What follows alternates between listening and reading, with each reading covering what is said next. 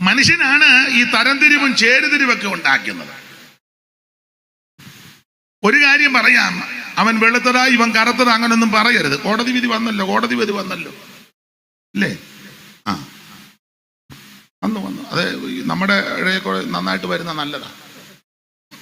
കുറെ എണ്ണത്തിനെ അങ്ങനെ അന്ന് അറസ്റ്റ് ചെയ്ത് അങ്ങ് കൊണ്ടുപോട്ടെ, പാടില്ല. സകല മനുഷ്യനും ദൈവത്തിന്റെ സൃഷ്ടിയാ. ദൈവം മണ്ണുകൊണ്ട് മനുഷ്യനെ മെടഞ്ഞെന്ന സൃഷ്ടിച്ചു, മണ്ണുകൊണ്ട്. ചിലർ അംഗീകരിക്കത്തില്ല. അംഗീകരിക്കാൻ രണ്ട് കാര്യം പറയാം, നിങ്ങൾക്ക് അറിവുള്ള കാര്യമാണ്. ഒന്ന്, ഇപ്പോഴും 10 സെന്റ് കൂടെ എഴുതണമെന്നല്ലേ ആഗ്രഹം. കുഴിയിലോട്ട് കാല് നീട്ടിയിരിക്കുക. ചാകുമ്പോഴും 10 സെന്റ് കൂടെ കിട്ടിയ മണ്ണിൽ നിന്ന് എടുത്തത് കൊണ്ടാണ്. അതെ, മണ്ണിൽ അടങ്ങിയിരിക്കുന്ന ഈ അംശമൊക്കെ ശരീരത്തും ഉണ്ടല്ലോ. അതിലെ പണ്ടൊക്കെ ആശുപത്രി ചെല്ലുമ്പോൾ ഡോക്ടറെ ഇങ്ങനെ വെച്ച് പറയും, ടോണിക്ക് തരാം, ഇരുമ്പിന്റെ കുറവുണ്ടെന്ന് അല്ലേ? പറഞ്ഞിട്ടില്ലേ? അതാ ശരീരം, അതാ. അതെ, അതുകൊണ്ട് ഒരാളെ ചെറുതായിട്ട് കാണരുത്, തരംതിരിച്ച് സംസാരിക്കരുത്. എല്ലാം ദൈവത്തിന്റെ സൃഷ്ടിയാ. ഞങ്ങൾ ഇച്ചിരി കൂടിയവരാ, അവര് കുറഞ്ഞതാ. ഇപ്പോൾ നമ്മുടെ ക്രിസ്ത്യാനികളെന്ന് പറയുന്നവരുടെ തന്നെ ഇതുണ്ടെന്ന് ഉണ്ട്. നിങ്ങൾ അംഗീകരിക്കുകയല്ലേ, അംഗീകരിക്കേണ്ട, പക്ഷെ ഉണ്ട്. ഞങ്ങൾ റോമനാണ്, ഞങ്ങൾ സിറിയനാണ്, അവർ ലറ്റീനാണ്, മറ്റവർ മാർഗം കൂടിയതാ. ഇതൊക്കെ ഇപ്പോഴും ഉണ്ട് തരുന്നത് നമ്മുടെ ഇടയിലുമില്ലേ? നിങ്ങൾ മിണ്ടുകയില്ല. ഉണ്ട് ഇല്ലെന്ന് എന്നോട് പറയരുത്.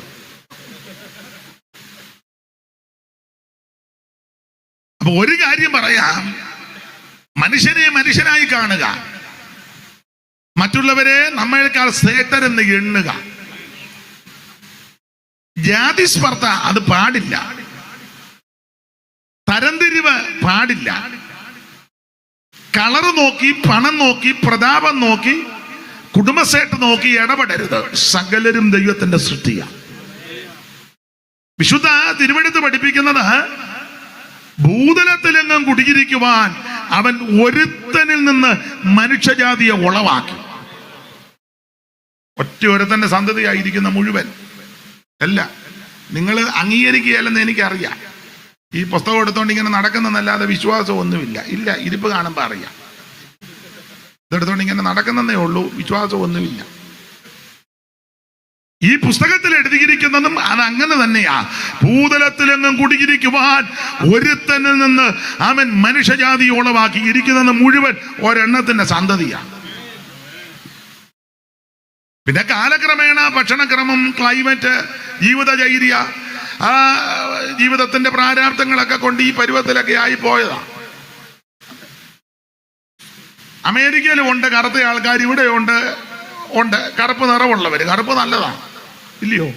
പിന്നെ പക്ഷേ അല്പം വ്യത്യാസം, ഇവിടുത്തെ കറുപ്പും അവിടുത്തെ കറുപ്പുമായിട്ട് വ്യത്യാസം വരാൻ കാര്യം ഭക്ഷണക്രമവും ക്ലൈമറ്റുമാണ്. അവിടെ നല്ല തണുപ്പും ഒക്കെയാ, ഭക്ഷണക്രമവും വ്യത്യാസമാണ്. നമ്മൾ ചുമ്മാ ഇരിക്കുമ്പോൾ കുറിക്കുന്നത് നട്ട്സ് അല്ല, അവര് നട്ട്സ് കൊടുക്കും. നമ്മൾ ആഞ്ഞിലിക്കാ കുരുവാ അല്ലേ? ഇപ്പോഴത്തെ അല്ല, പണ്ട്. നമുക്ക് അവിടെ നട്ട്സ്. സായിപ്പ് ചുമ്മാതിരിക്കുമ്പം ഇങ്ങനെ കൊടുക്കുന്നത് നട്ട്സ്, ബദാം, എന്തോ വേറൊരു സാധനം ഉണ്ടല്ലോ ഇല്ല പൊളിച്ചെടുക്കുന്നത്, പിസ്തായോ? പിസ്ത. അതൊക്കെ ആ തായ്പ് തിന്നുന്നത്. നമ്മൾ ചുമ്മാ ഇരിക്കുമ്പം കൂടി വന്നാൽ പൊരിക്കടല, അല്ലെങ്കിൽ ആഞ്ഞിലിക്കാ കുരു. അത് ആഞ്ഞിലി വെടുക്കുമ്പോൾ താഴെ വീഴുന്ന നോക്കി ഇരുന്ന് പെറുക്കി എടുത്തേച്ച് ഒറോട്ട് ഈ വറകെട്ടിക്കകത്തിട്ട് വറുത്തേച്ച് മുറത്തിലോട്ട് കുടഞ്ഞിട്ട് പഴയ മുളനാടി കൊണ്ട് നിങ്ങൾക്ക് ആർക്കും എല്ലാം തിന്ന് ഊപ്പാട് വന്നതായിരിക്കുന്നത്. ഇപ്പൊ ഇരിപ്പ് കണ്ടാൽ നട്ട്സ് കഴിക്കുന്നതായിട്ടായിരിക്കുന്നത്. അങ്ങനെ ഇരിക്കട്ടെ, പക്ഷെ എല്ലാം ആഞ്ഞിലിക്കാ. സത്യം പറ, കൈ പൊക്ക്, ആഞ്ഞിലിക്കാ കുരു തിന്നവര് കൈ പൊക്ക്. നിന്റെ കൈ അങ്ങോട്ട് പൊങ്ങട്ടെ. മതി, എനിക്കത് അറിയാനാ. നിങ്ങൾ കഴിച്ചിട്ടില്ലേ ആഞ്ഞിലിക്കാ കുരു?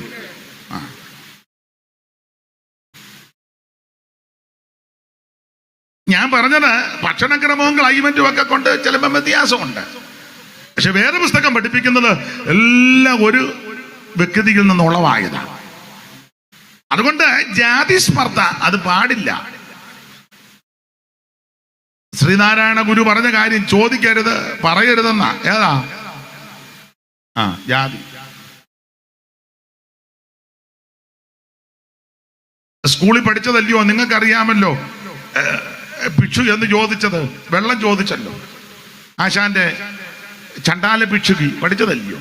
ജാതി ചോദിക്കുന്നില്ല ഞാൻ സോദരിയെന്ന, ചോദിക്കരുതെന്ന. നമ്മൾ കണ്ട ഉടനെ അതാ ചോദിക്കുന്നത്. നമ്മുടെ ആൾക്കാരും പറയാം നമ്മുടെ ആന്നോ, നമ്മുടെ ആന്നോ. പിന്നെ നമ്മുടെ ആൾക്കാർ പറയാം മറ്റേതാ. ഇവനൊന്നും ഗുണം വരികയല്ല. ഇത് ചോദിക്കരുത്, പറയരുത്. എല്ലാം ദൈവത്തിന്റെ സൃഷ്ടിയാ. ആട്ടെ, മനുഷ്യനായി തരംതിരിവെല്ലാം ഉണ്ടാക്കി വെച്ചിരിക്കുന്നത്. തരംതിരിവെല്ലാം മനുഷ്യൻ ഉണ്ടാക്കി വെച്ച. എടുത്തച്ഛൻ ഒരു പ്രയോഗം ഇങ്ങനെ കൊടുത്തു: ബ്രാഹ്മണോകം നരേന്ദ്രോഗമാഡ്യോഗം എന്നിങ്ങനെ ിതം കലർന്നിടും ദശാന്തര്. അയോധ്യാകാന്ഡത്തിലുള്ളൊരു ഭാഗമാണ്. സ്കൂളിൽ പണ്ട് പഠിച്ചതാണ്. എടുത്തച്ഛൻ്റെ അധ്യാത്മരാമായണത്തിലെ അയോധ്യാകാന്ഡത്തിലൊരു ഭാഗമാണ്. ബ്രാഹ്മണോകം നരേന്ദ്രോഗമാഡ്യോഗം എന്നിങ്ങനെ ആമ്രേടിതം കലർന്നിടുന്ന ചാന്തരേ ജന്തുക്കൾ ഭക്ഷിച്ചു കാറ്റിച്ചു പോകിലും വെന്തുവെണ്ണീറായി ചമഞ്ഞു പോകിടിലും മണ്ണിന് കീഴായി കൃമികളായി പോകിലും. അപ്പൊ ഇതൊന്നും പാടില്ല. ഞാൻ കൂടിയതാ, അവൻ കുറഞ്ഞതാ, അവരെ താഴേക്കടയിൽപ്പെട്ടതാ, അത് പാടില്ല. അതെ, നമുക്ക് നമ്മുടെ വിഷയത്തിൽ വരാം. എന്തായാലും കൊള്ളാം. ആമേൻ, സ്തോത്രം. സുവിശേഷം സകല മനുഷ്യരും രക്ഷിക്കപ്പെടാനാണ്. മറ്റൊരുത്തനും രക്ഷയില്ല. രക്ഷപ്പെടാൻ, രക്ഷിക്കപ്പെടാൻ ഒറ്റ മാർഗം, ഒറ്റ വഴി, നസറയനാകുന്ന യേശു ക്രിസ്തു. അപ്പൊ ഓർപ്പിച്ചല്ലോ, എന്താണ് സുവിശേഷം? അത് യേശു ക്രിസ്തു. എന്തിനാ സുവിശേഷം? സകല മനുഷ്യനും രക്ഷപ്പെടാൻ. അതിന് കാശൊന്നും കൊടുക്കണ്ട, ഭൗതിക വസ്തുക്കളൊന്നും കൊടുക്കണ്ട, ഒന്നും കൊണ്ട് കൊടുക്കണ്ട. ഹൃദയം കർത്താവിന് കൊടുക്കുക. എൻ്റെ ഭാഷ പറഞ്ഞാൽ കയ്യും കാലും ഒന്നും പൊക്കണ്ട, ബഹളവും വെപ്രാളോ അലമുറയൊന്നും വേണ്ട. ഇരിക്കുന്ന ഇടത്തിരുന്നൊരു ഒറ്റ വാക്ക് പറഞ്ഞാൽ മതി: എൻ്റെ യേശുവെ, എന്നെ രക്ഷിക്കണം, എന്നെ കൈവിടരുത്. ആര് പ്രാർത്ഥിക്കും അവരെ യേശു രക്ഷിക്കും. അവിടുന്ന് രക്ഷിക്കാൻ കഴിവുള്ളവനാണ്. അപ്പൊ ശ്രദ്ധിക്കുക. ഇനി ആരായി സുവിശേഷം കേൾക്കേണ്ടത്? എല്ലാവരും കേൾക്കണം, എല്ലാവരും കേൾക്കണം. ആ 49 സങ്കീർത്തനത്തിന്റെ പ്രാരംഭവാക്യം വായിച്ചേ. സങ്കീർത്തനം 49 പ്രാരംഭവാക്യം. സകല ജാതികളുമായുള്ളവരെ ഇത് കേൾപ്പിൻ. ഇത് കേൾക്കണം, എല്ലാവരും ഇത് കേൾക്കണം. ആരും കേൾക്കാതിരിക്കരുത്.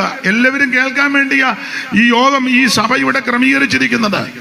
ഇഷ്ടമുണ്ടേ അംഗീകരിച്ചാൽ മതി. ഇത് നിർബന്ധിച്ചൊന്നുമല്ല, സമ്മർദ്ദമൊന്നും ചെലുത്തിയല്ല, മതം മാറ്റുകൊന്നുമല്ല, ഭീഷണിയുടെ സ്വരമൊന്നുമല്ല, നിർബന്ധിക്കുകയില്ല. ചെല്ലു പറയാറുണ്ട് നിർബന്ധിച്ച് ചേർക്കുന്നെന്ന്. അങ്ങനൊന്നും ചേർക്കുകയല്ല, അങ്ങനെ ചേരാൻ ഒക്കത്തില്ലല്ലോ. ഇത് നിർബന്ധിച്ചൊന്നും ചേർക്കുന്ന മാർഗമല്ല. കാര്യം പറഞ്ഞു തരിക. ഇഷ്ടമുണ്ടേ അംഗീകരിച്ചാൽ മതി. ഇഷ്ടമുണ്ട്, പക്ഷെ പറയുക എന്നുള്ളത് ഞങ്ങളുടെ കർത്തവ്യമാണ്. അംഗീകരിക്കേണ്ടത് കേൾക്കുന്നവരുടെ. അവർ ചിന്തിക്കണം, ഇത് ശരിയാണോ തെറ്റാണോ, നല്ലതാണോ തീയതാണോ, കൊള്ളാമോ കൊള്ളുകയില്ലയോ, അത് അവനോ തീരുമാനിക്കണം. ആ തീരുമാനമെടുക്കാനുള്ള ബുദ്ധി ദൈവം നമുക്ക് തന്നിട്ടുമുണ്ട്. അപ്പൊ ഇത് സമ്മർദ്ദമൊന്നുമല്ല, മതം മാറ്റം ഒന്നുമല്ല, ആൾക്കാരെ ഭീഷണിപ്പെടുത്തി ഒന്നും ചേർക്കുന്ന മാർഗമല്ല. അങ്ങനൊന്നും ഒക്കത്തില്ല, അത് ശരിയല്ലല്ലോ. പക്ഷെ സകല ജാതികളും ഇത് കേൾക്കണം, എല്ലാവരും കേൾക്കണം. അതിന് എല്ലാവരും കേൾക്കാൻ കൊള്ളാവുന്ന കാര്യമായി പറയുന്നത്. തന്നെയല്ല പറയുന്ന കാര്യം മനസ്സിലാകുന്നുണ്ടല്ലോ. ചിലത് പറഞ്ഞാൽ ഒന്നും പിടികിട്ടുന്നില്ല, എല്ലാവർക്കും ഒന്നും പിടികിട്ടുന്നില്ല. അവര് തന്നെ എല്ലാവർക്കും പിടികിട്ടുന്നുമില്ല. അതെ, തർക്കമൊക്കെ നടക്കുക, അങ്ങനെ ചൊല്ലണോ ഇങ്ങനെ ചൊല്ലണോ എന്ന്. അത് തന്നെ തർക്കമാ, ഇല്ലയോ? അവർക്ക് തന്നെ പിടികിട്ടുന്നില്ല. അവർ കുറെ നേരം നേരെ നോക്കി ചൊല്ലി വെച്ച് പിന്നെ തിരിഞ്ഞു വന്ന് ചൊല്ലുക. എല്ലാവർക്കും ഒട്ട് പിടി കിട്ടുന്നുമില്ല. ഇതെല്ലാവർക്കും മനസ്സിലാകുന്ന ഭാഷയില്ല. എനിക്ക് തോന്നുന്നു അതുകൊണ്ടായിരിക്കും എന്നെ വിളിച്ചത്. വളരെ ലളിതമായിട്ടാണ് പറയുന്നത്. അതെ, കൂടുതൽ ഗ്രീക്കും ഹീബ്രു ഒന്നും ഇല്ല. മലയാള ഭാഷ മനസ്സിലാകുമല്ലോ. എല്ലാവരും ഇത് കേൾക്കണം, കേൾക്കാൻ കൊള്ളാവുന്നതാണ്. അപ്പൊ കേൾക്കാൻ കൊള്ളാവുന്ന നല്ല വാർത്തയായി സുവിശേഷം, സദ്വർത്തമാനം, ഗുഡ് ന്യൂസ്. ഒരു ഇംഗ്ലീഷ് ഇരിക്കട്ടെ. ഗുഡ് ന്യൂസ്, നല്ല ന്യൂസ്, നല്ല വർത്തമാനം. അതന്നെ. മറ്റു വാർത്തകളെല്ലാം നമുക്ക് അസ്വസ്ഥത ഉണ്ടാക്കുന്ന വാർത്തകളാണ്. ചെവിക്ക് കുളിർമ നൽകുന്ന വാർത്തകളല്ല, ഭീതി ഉളവാക്കുന്ന. ഇപ്പൊ തന്നെയാണെങ്കിലും അവിടെ കല്ലറ പൊളിച്ചു, പിന്നെ നോക്കി ഇപ്പൊ അത് കോടതി വിധി പോലെ നടക്കട്ടെ. എന്നാലും അത് നല്ല വാർത്തയായിരുന്നു അല്ല, എനിക്ക് തോന്നുന്നില്ല.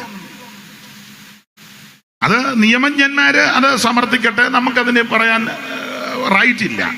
പക്ഷേ അങ്ങനത്തെ വാർത്തകളെല്ലാം ഒന്നും നല്ല വാർത്തയല്ല. ഇന്നുകൊണ്ട് ആക്സിഡന്റിൽ പിള്ളേര് മരിച്ചത് ഇല്ലേ, ഒരുത്തൻ വെട്ടിക്കൊന്നു. എത്ര എണ്ണത്തിനെയാണ്? 3 എണ്ണത്തിനെ കൊന്നു. മറ്റേത് എങ്ങനെയാണെന്നോ അറിയത്തില്ല. നല്ല വാർത്തയാണോ? നിങ്ങൾക്കത് നല്ല വാർത്തയായിട്ടാണ് തോന്നുന്നത്.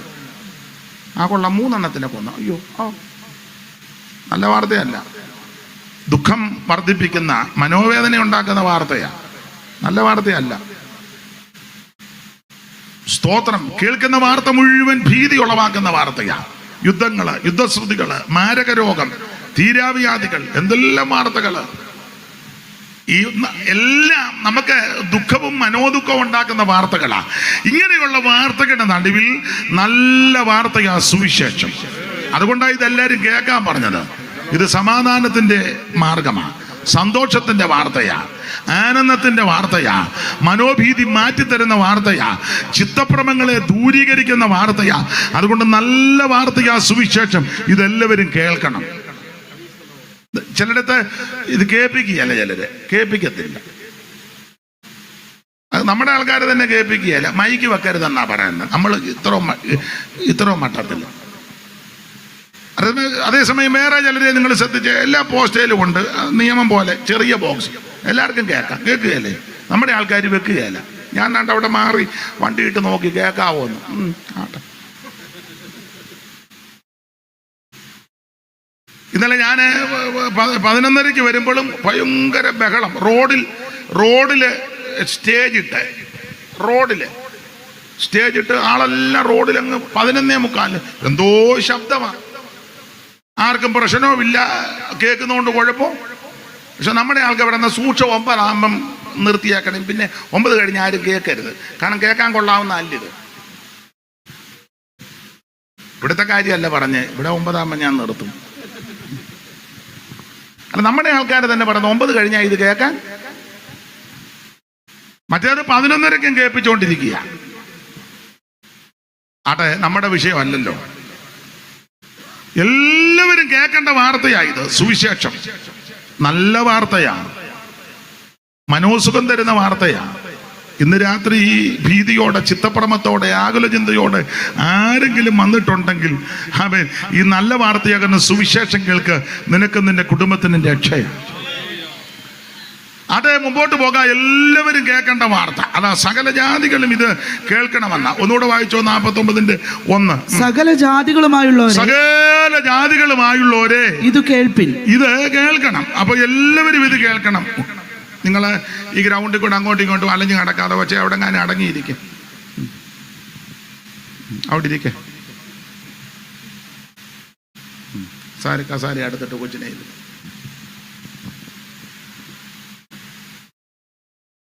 അപ്പൊ ശ്രദ്ധിച്ചേ, എല്ലാവരും കേൾക്കേണ്ട വാർത്തയാ സുവിശേഷം. അടുത്തത്, ഈ സുവിശേഷം കേട്ടാൽ എന്തുവാ ഗുണം? എന്തുവാ? ലൂക്കോസിന്റെ സുവിശേഷം 2:10 വായിച്ചേ. കേട്ടാലുള്ള ഗുണം എന്നാ? ഗുണം വേണമല്ലോ. വായിച്ചേ. ദൂതൻ അവരോട്, ഭയപ്പെടേണ്ട, സർവ്വജനത്തിനും ഉണ്ടാകുവാനുള്ള മഹാസന്തോഷം ഞാൻ നിങ്ങളോട് സുവിശേഷിക്കുന്നു. കർത്താവായ ക്രിസ്തു എന്ന രക്ഷിതാവ് ഇന്ന് ദാവീദിന്റെ പട്ടണത്തിൽ നിങ്ങൾക്കായി ജനിച്ചിരിക്കുന്നു. അപ്പൊ ശ്രദ്ധിക്കുക, ഈ സുവിശേഷം കേട്ടാനുള്ള ഗുണം സർവ്വജനത്തിനും ഉണ്ടാകുവാനുള്ള മഹാസന്തോഷമാണ്. ഇന്ന് രാത്രി എന്നെ കേൾക്കുന്ന ബഹുമാനരായ പ്രിയപ്പെട്ടവരോട് പറയട്ടെ, നിനക്ക് സന്തോഷം തരുന്ന മാർഗമാണ് സുവിശേഷം. ഇവിടെ ഇരിക്കുന്ന പലരും ഒരു കാലത്ത് മനോഭീതി, ചിത്തഭ്രമങ്ങളും ആകുല ചിന്തകളും നിരാശകളൊക്കെ പേറി ആത്മഹത്യയുടെ വക്കിൽ പോലും ചെന്നവരാ. ജീവിതം ഒടുക്കാം, അവസാനിപ്പിക്കാമെന്ന് ചിന്തിച്ചവരും ഇതിനകത്ത് കാണും. ഭൂതത്താൻ കെട്ടിന്ന് താഴോട്ട് ചാടാന്ന് ചിന്തിച്ച ആൾക്കാർ ചാടിയോ എന്നറിയത്തില്ല. ഒക്കെ ആൾക്കാർ ഇതിനകത്തുണ്ട്. വിഷം കയ്യിലെടുത്തവരുണ്ട്. ആമൻ കഞ്ഞിക്കകത്ത് വിഷം കലക്കി കൊച്ചുങ്ങൾക്ക് കൊടുത്ത് യാകാൻ മദ്യപാനം കൊണ്ട് പൊറുതിമുട്ടി അങ്ങനെയൊക്കെ നിരാശയുടെ പടുകുടി കടന്നവർ ഇതിനകത്ത് കാണും.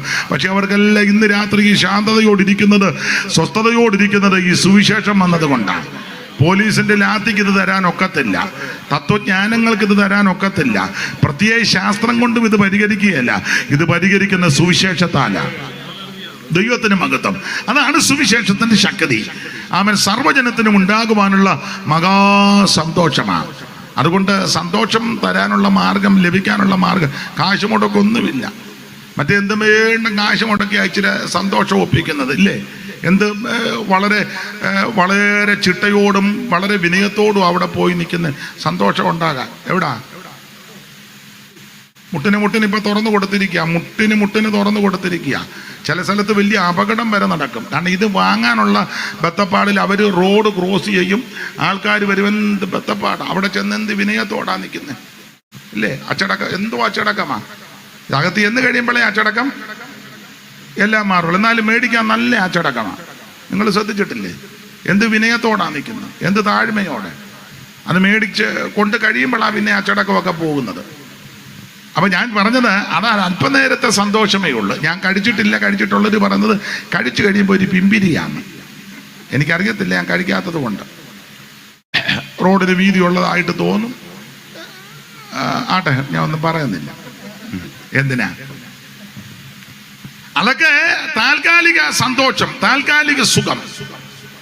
ഭോഗങ്ങൾ ഓരോ ക്ഷണപ്രഭാചഞ്ചലം.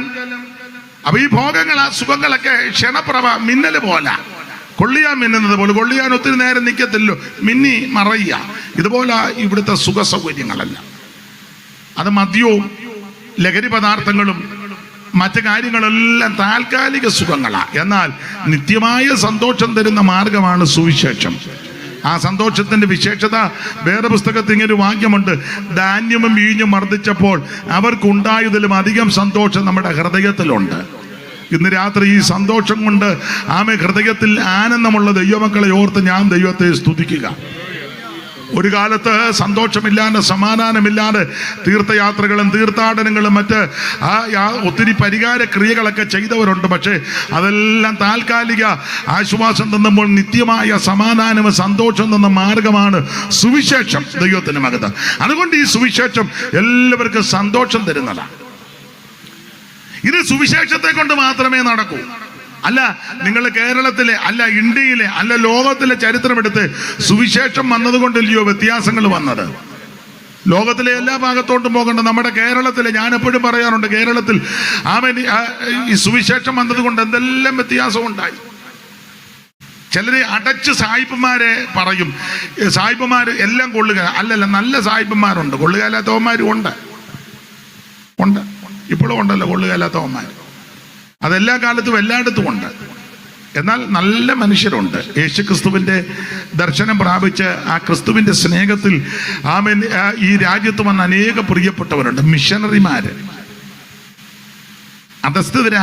അധകൃതരാകുന്ന ആൾക്കാരുടെ ഉന്നമനത്തിന് വേണ്ടി വളരെ ബന്ധപ്പെട്ടവരുണ്ട്. ഒരു കാലത്ത് ഇവിടെ വഴി കൊടുന്നത് എല്ലാവർക്കും നടക്കാൻ മേല.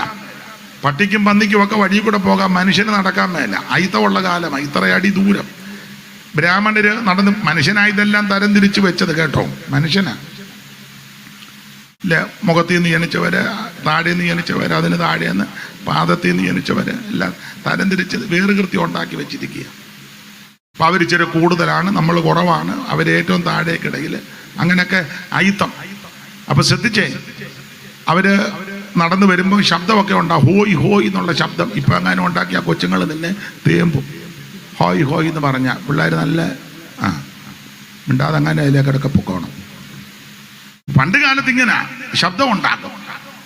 അപ്പോൾ താഴേക്കിടയിൽ പെട്ടവര് ഓടി മാറിക്കോണം. നായര് ഇത്രയടി, ഈഴവര് ഇത്രയടി, പുലയര് ഇത്രയടി, പറയര് ഇത്രയടി, അങ്ങനെയൊക്കെ തരംതിരിവായിരുന്നു താഴേക്കിടയിലുള്ളവര്. പിന്നെ ആ ഇത്രയടിക്ക് മാറിയില്ലേ വേറെ അടി, അതിന് വേറെ ആളിനെ നിർത്തിയിട്ടുണ്ട്. അയിത്തം. അപ്പൊ പട്ടിക്കും പന്നിക്കും എല്ലാം റോഡിൽ കൂടെ, വഴി കൂടെ നടക്കാൻ, മനുഷ്യന് നടക്കാൻ മേല. ഞങ്ങളുടെ നാട്ടിലെ ഒരു അമ്മയുടെ വീട്ടിൽ ഞാനിരിക്കുക, അമ്മയുടെ മോള് കൊണ്ട്, അമ്മയ്ക്ക് നല്ല പ്രായമായി.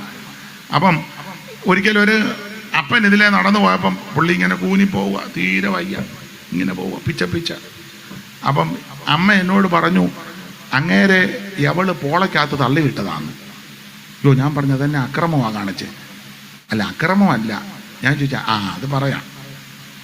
അപ്പോൾ ഈ പിച്ച നടന്നു പോകുന്ന പുള്ളിക്ക് എനിക്ക് തോന്നുന്നത് അന്നൊരു 95 വയസ്സെങ്കിലും കാണുമായിരിക്കാം. ഇതൊരു 30 കൊല്ലം മുമ്പിലത്തെ കാര്യമാണ് ഞാൻ പറഞ്ഞത്. അന്ന് 95, ഇപ്പം കൂട്ടിക്കും 125 വയസ്സ് ഇപ്പം ജീവിച്ചിരുന്നാൽ കാണും. അപ്പം അദ്ദേഹം ഇങ്ങനെ പതുക്കെ പോവുക. അപ്പം ഞാൻ പറഞ്ഞു, ഒരു പാവം മനുഷ്യനെന്ന് ഞാൻ പറഞ്ഞപ്പോൾ അമ്മ പറഞ്ഞു, പാവം, അയാളെ ഇവള് പോളയ്ക്കകത്ത് തള്ളിയിട്ടതാണ്.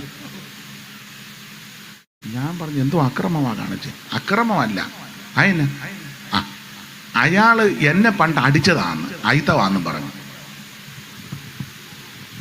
അയാള് നാട്ടിലൊരു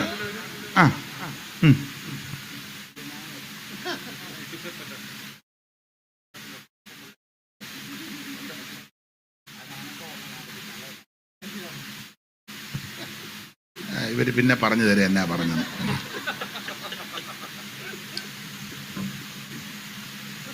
അപ്പൊ ഈ ചരിത്രം അമ്മ മോളോട് പറഞ്ഞു കൊച്ചിലെ.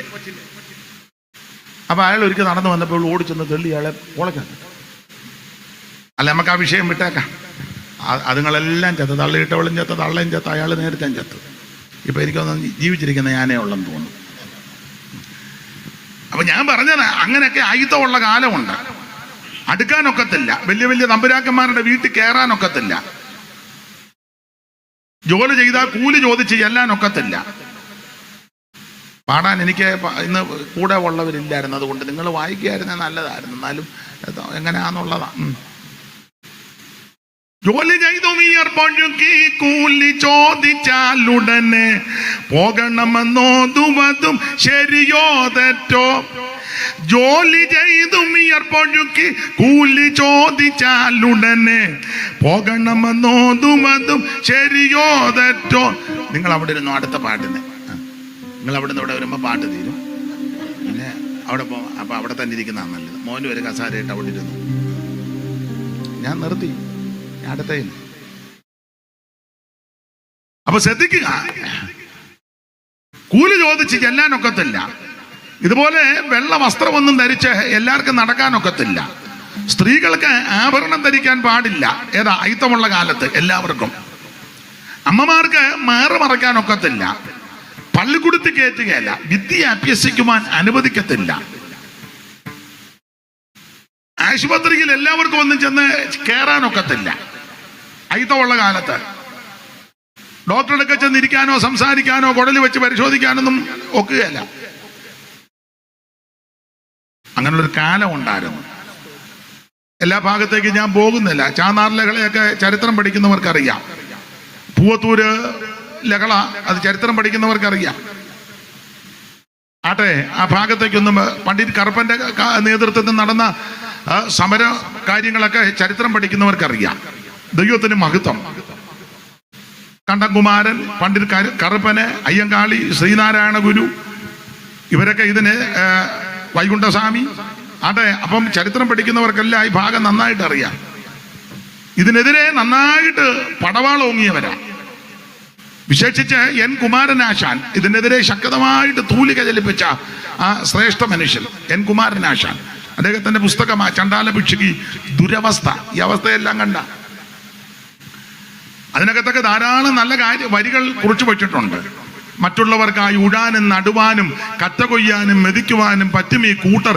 ഇരുകാലി മാടുകൾ മറ്റ് കൃഷിപ്പണി ചെയ്യുവാനും തൊട്ടുകൂടാത്തവർ തീണ്ടിക്കൂടാത്തവർ ദൃഷ്ടിയിൽപ്പെട്ടാലും ദോഷമുള്ളവർ കെട്ടില്ലാത്തവർ തമ്മിൽ ഉണ്ണാത്തോർ ഇങ്ങനെ ഒട്ടല്ലകോ ജാതി കോമരങ്ങൾ. അപ്പൊ ജാതി കോമരങ്ങളൊക്കെ കലിതുള്ളി ആടി ഉറഞ്ഞ ഒരു കാലം ഉണ്ടായിരുന്നു. ഇരുണ്ട കാലഘട്ടം, പ്രാതാലയം എന്നൊക്കെ ചിലർ വിളിച്ചല്ലോ. ദൈവത്തിന് മഹത്വം. ഇപ്പോഴും ചില വിഷയങ്ങൾ കേൾക്കുമ്പോൾ തോന്നുക പ്രാന്ത് പോയിട്ടില്ലെന്നാ. അതെ, ഇപ്പോഴും ചില കാര്യങ്ങൾ പത്രത്തിലും മറ്റ് ദൃശ്യ മാധ്യമങ്ങളിലൊക്കെ കാണുമ്പോൾ അയ്യോ ഭ്രാന്തൊന്നും ഇതുവരെ പോയിട്ടില്ല. ഇപ്പോഴും അങ്ങനെ വിളിക്കണമെന്ന് തോന്നിപ്പോകുക. അപ്പൊ ശ്രദ്ധിക്കുക, ഇങ്ങനെയുള്ള ഒരു കാലഘട്ടത്തിൽ നിന്ന് വ്യത്യാസം വരുത്തുവാൻ ഇടയാക്കിയത് ഈ സുവിശേഷം വന്നതുകൊണ്ടാണ്. സുവിശേഷത്തെ കൊണ്ട് മാത്രമേ ഒക്കൂ.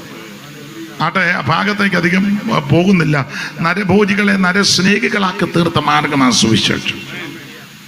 അജ്ഞതയിൽ കടന്ന ജനത്തിന് ജ്ഞാനമുണ്ടാക്കിയ മാർഗമാണ് സുവിശേഷം. ഇന്ന് രാത്രിയിലും ആ സുവിശേഷമായി ഇവിടെ മുഴങ്ങിക്കൊണ്ടിരിക്കുന്നത്.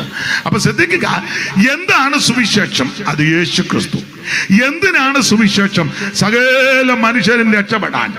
ആരാ സുവിശേഷം കേൾക്കേണ്ടത്? സകല ജാതികളും ഇത് കേൾക്കണം. സുവിശേഷം കേട്ടാലുള്ള ഗുണമെന്ന സർവ്വജനത്തിനും ഉണ്ടാകുവാനുള്ള മഹാസന്തോഷം.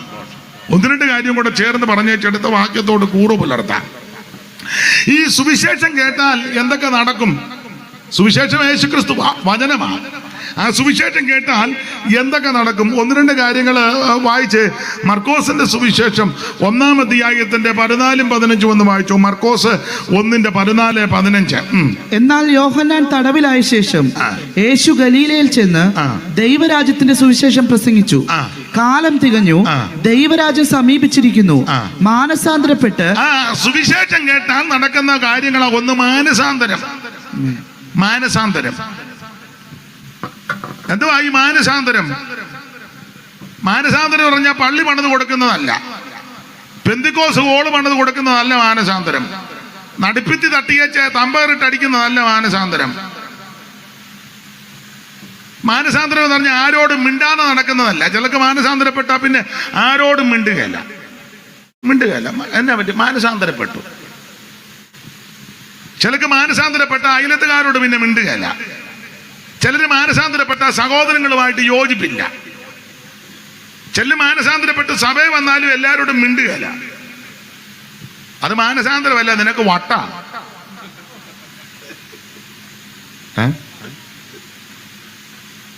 എന്തുവാ ഈ മാനസാന്തരം?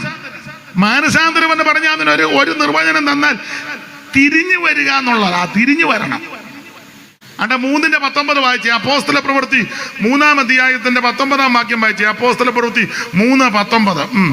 ആകയാൽ നിങ്ങളുടെ പാപങ്ങൾ മാഞ്ഞു കിട്ടേണ്ടതിന് മാനസാന്തരപ്പെട്ട് തിരിഞ്ഞുകൊള്ളുവിൻ. മാനസാന്തരപ്പെട്ട് തിരിഞ്ഞു വരണം. നേരത്തെ പോയതുപോലെ പോകരുത്, നേരത്തെ ജീവിച്ച പോലെ ജീവിക്കരുത്, നേരത്തെ പറഞ്ഞതുപോലെ പറയരുത്, നേരത്തെ പ്രവർത്തിച്ചതുപോലെ പറയരുത്. തിരിഞ്ഞു വരണം. സുവിശേഷം കേട്ടാൽ നടക്കുന്ന 1-ാമത്തെ കാര്യം മാനസാന്തരമാണ്. നേരത്തെ മദ്യപിച്ചെങ്കിൽ മാനസാന്തരപ്പെട്ടാൽ അന്നത് നിർത്തി. അല്ലാതെ 2 കുപ്പി കുടിക്കുന്ന ആളാ മാനസാന്തരപ്പെട്ടപ്പോ 1.5 ആക്കി.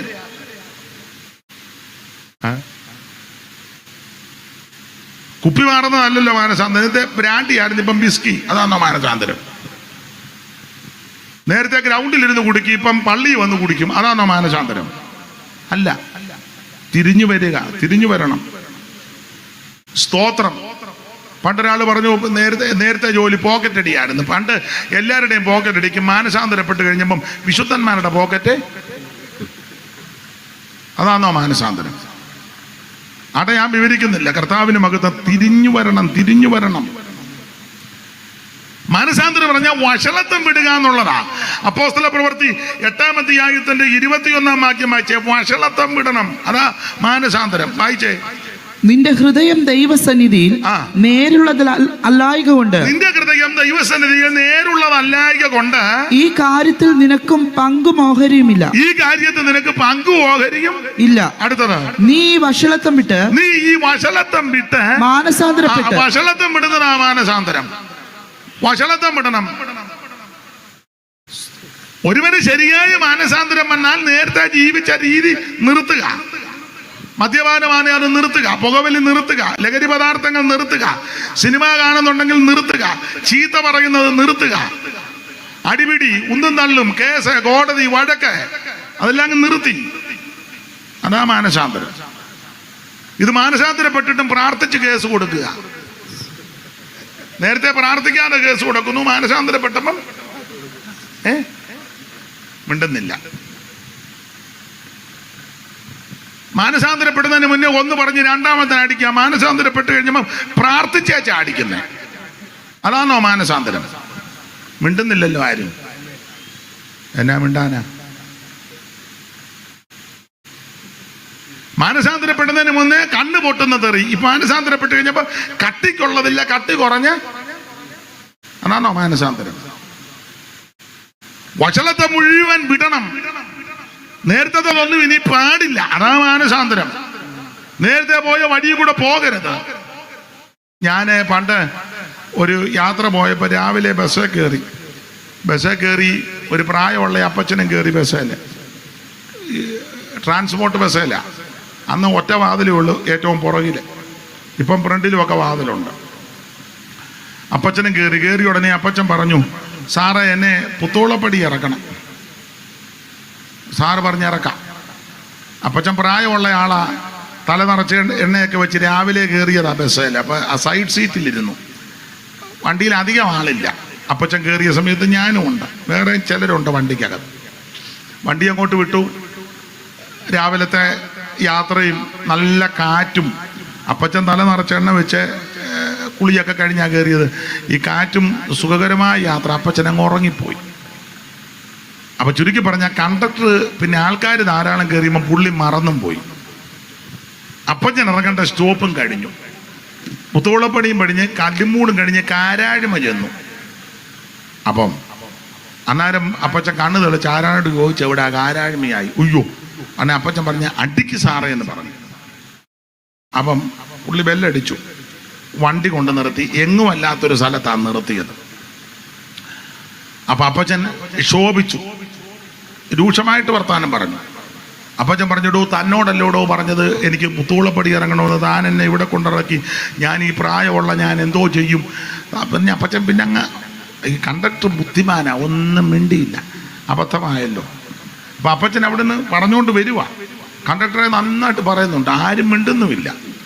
ഇങ്ങനെ ആന്നോടോ പ്രായമുള്ളവരോട് ഇടപെടുന്ന, താനും മര്യാദ കടലിലൂടോ കാണിച്ചെന്നൊക്കെ പറഞ്ഞു. അപ്പം കണ്ടക്ടർ ബുദ്ധിമാനായതുകൊണ്ടൊന്നും മിണ്ടിയില്ല. അപ്പച്ചൻ ഇതെല്ലാം പറഞ്ഞ് ഇറങ്ങാൻ നേരത്ത് കണ്ടക്ടറോട് പറഞ്ഞു, ഒരു ഭാഷ പറഞ്ഞു ഞാനിനി പുറകോട്ട് നടക്കണമല്ലോടോ ഡാഷ്. അതാ എനിക്കത് പറയാൻ പറ്റുമോ. അപ്പം ഞാനിനി പുറകോട്ട് നടക്കണമല്ലോ എന്ന്. എന്നിട്ടും കണ്ടക്ടർ ഒന്നും മിണ്ടിയില്ല. പ്രായമുള്ള അപ്പച്ചനല്ലേ, 10-85 കാണുമായിരിക്കും. അപ്പം പിടിച്ചപ്പച്ചൻ ഇറങ്ങി അങ്ങോട്ട് ഇച്ചിരി നീങ്ങി നിന്നപ്പം ബെല്ലടിക്കുന്നതിന് മുന്നേ കണ്ടക്ടർ പറയുക അപ്പച്ചനോട്, അപ്പച്ചാ, പുള്ളി വലിയ രസികനാ, അപ്പച്ചാ ഈ 10-55 എന്ന ഈ സമയത്ത് 85ഓളം കാണും, അതിനെ പുള്ളി ഒരു കണക്ക് പറഞ്ഞു. ഈ 10-55 വയസ്സായ ഈ സമയത്ത് തുരുതുരാന്ന് വണ്ടി വരുന്ന മെയിൻ റോഡിൽ കൂടെ അപ്പച്ചൻ പുറകോട്ട് നടക്കരുത്, അപ്പച്ചൻ തിരിഞ്ഞേച്ച് മുന്നോട്ട് നടക്കാൻ. അതാ മാനസാന്തരം. നമ്മളെല്ലാം പുറകോട്ട് നടക്കുക അല്ലല്ല, തിരിഞ്ഞേച്ച് മുന്നോട്ട് പോകണം. അതാ തിരിഞ്ഞു വരിക, വഷളത്വം വിടുക. ഒരു കാലത്ത് ഞാനും നിങ്ങളും എല്ലാം ഒത്തിരി വഷളത്വങ്ങൾ പ്രവർത്തിച്ചവരും കാണിച്ചവരുമാ. എന്നാൽ മാനസാന്തരപ്പെട്ട് കഴിയുമ്പോൾ വഷളത്വം വിടണം. അതാ മാനസാന്തരം. ഓടിച്ചു മുമ്പോട്ട് പോകാം. അപ്പൊ ഈ സുവിശേഷം കേട്ടാൽ ഒന്ന് മാനസാന്തരം ഉണ്ടാകും. അതിന് ഏറ്റവും നല്ല മാനസാന്തരത്തിന് ഉദാഹരണം സക്കായിയ. യേശു വീട്ടിൽ വന്നു. യേശുവിനെ ഒന്ന് കാണാൻ പുള്ളിക്ക് വലിയ ആഗ്രഹമായിരുന്നു. കേട്ടിട്ടുണ്ട് യേശുവിനെ പറ്റി, നീളക്കുറവായതുകൊണ്ട് ശരിക്ക് കാണാൻ പറ്റുന്നില്ല. അപ്പൊ പുള്ളിക്ക് ഒരു ആഗ്രഹം, ഒന്ന് കണ്ട എങ്ങനെയുള്ളവൻ. കേട്ടിട്ടുണ്ട് രോഗികളെ സൗഖ്യമാക്കുന്നു, ഭൂതങ്ങൾ വിട്ടുപോകുന്നു, മുടന്തര് നടക്കുന്നു, കുരുടർക്ക് കാഴ്ച, ചെകിടര് കേൾക്കുന്നു, ഊമര് സംസാരിക്കുന്നു, ആമൻ മരിച്ചവൻ ആമൻ പെട്ടെന്ന് ചാടി എഴുന്നേൽക്കുന്നു. ഇതെല്ലാം കേട്ടിട്ടുണ്ട്. അപ്പോൾ ആ കേട്ട കേൾവി വെച്ച് എങ്ങനെയുള്ളവനെന്ന് കാണാൻ പുള്ളി മുന്നോട്ടോടിയെങ്കിലേ കാണാൻ പറ്റൂ. മുന്നോട്ടോടി കാട്ടത്തിമേ കയറിയിരുന്നു. യേശു നടന്നു വന്ന സൂക്ഷം അവിടെ വന്നപ്പോൾ യേശു മേലോട്ട് നോക്കിയേച്ച് പറഞ്ഞു, സക്കായിയെ ഇറങ്ങി വരാൻ പറഞ്ഞു. ഇന്ന് രാത്രി നിന്റെ വീട്ടിലാ. ഞാനെപ്പോഴും പറയും, യേശു പ്രോഗ്രാം ചെയ്തു. യെരുശലേമിലോട്ട് പോവുക, എന്നാലും അന്ന് രാത്രി പ്രോഗ്രാം അങ്ങനെയൊക്കെ ദൈവം ചെയ്യും. നല്ല ആഗ്രഹത്തോടിരിക്കുന്നവർക്ക് വേണ്ടി ദൈവം ചില പ്രോഗ്രാം ചെയ്യും. ഇന്ന് രാത്രിയും ചെയ്യും. കാരണം പ്രോട്ടോകോൾ അനുസരിച്ച് ചിലത് ക്രമീകരിച്ച് വെച്ചിരിക്കുകയാണെങ്കിലും നല്ല മനസ്സോടെ അവിടുത്തെ സ്നേഹിക്കുന്ന, ആരാധിക്കുന്ന, കാണുവാൻ ആരാധിക്കുവാൻ ആഗ്രഹിക്കുന്നവർക്ക് വേണ്ടി ദൈവം ചില പ്രോഗ്രാം ചെയ്യും. വരുത്തുവെന്ന് പറഞ്ഞത് അനുദപിച്ചപ്പോൾ മാറ്റിയല്ലോ, ചേഞ്ച് ചെയ്യും. പുള്ളിക്ക് അന്നേരം അരിശമായി. ആട്ടെ, ചുരുക്കി പറഞ്ഞാൽ യേശു പറഞ്ഞു, ഇന്ന് രാത്രി നിന്റെ വീട്ടിലാ.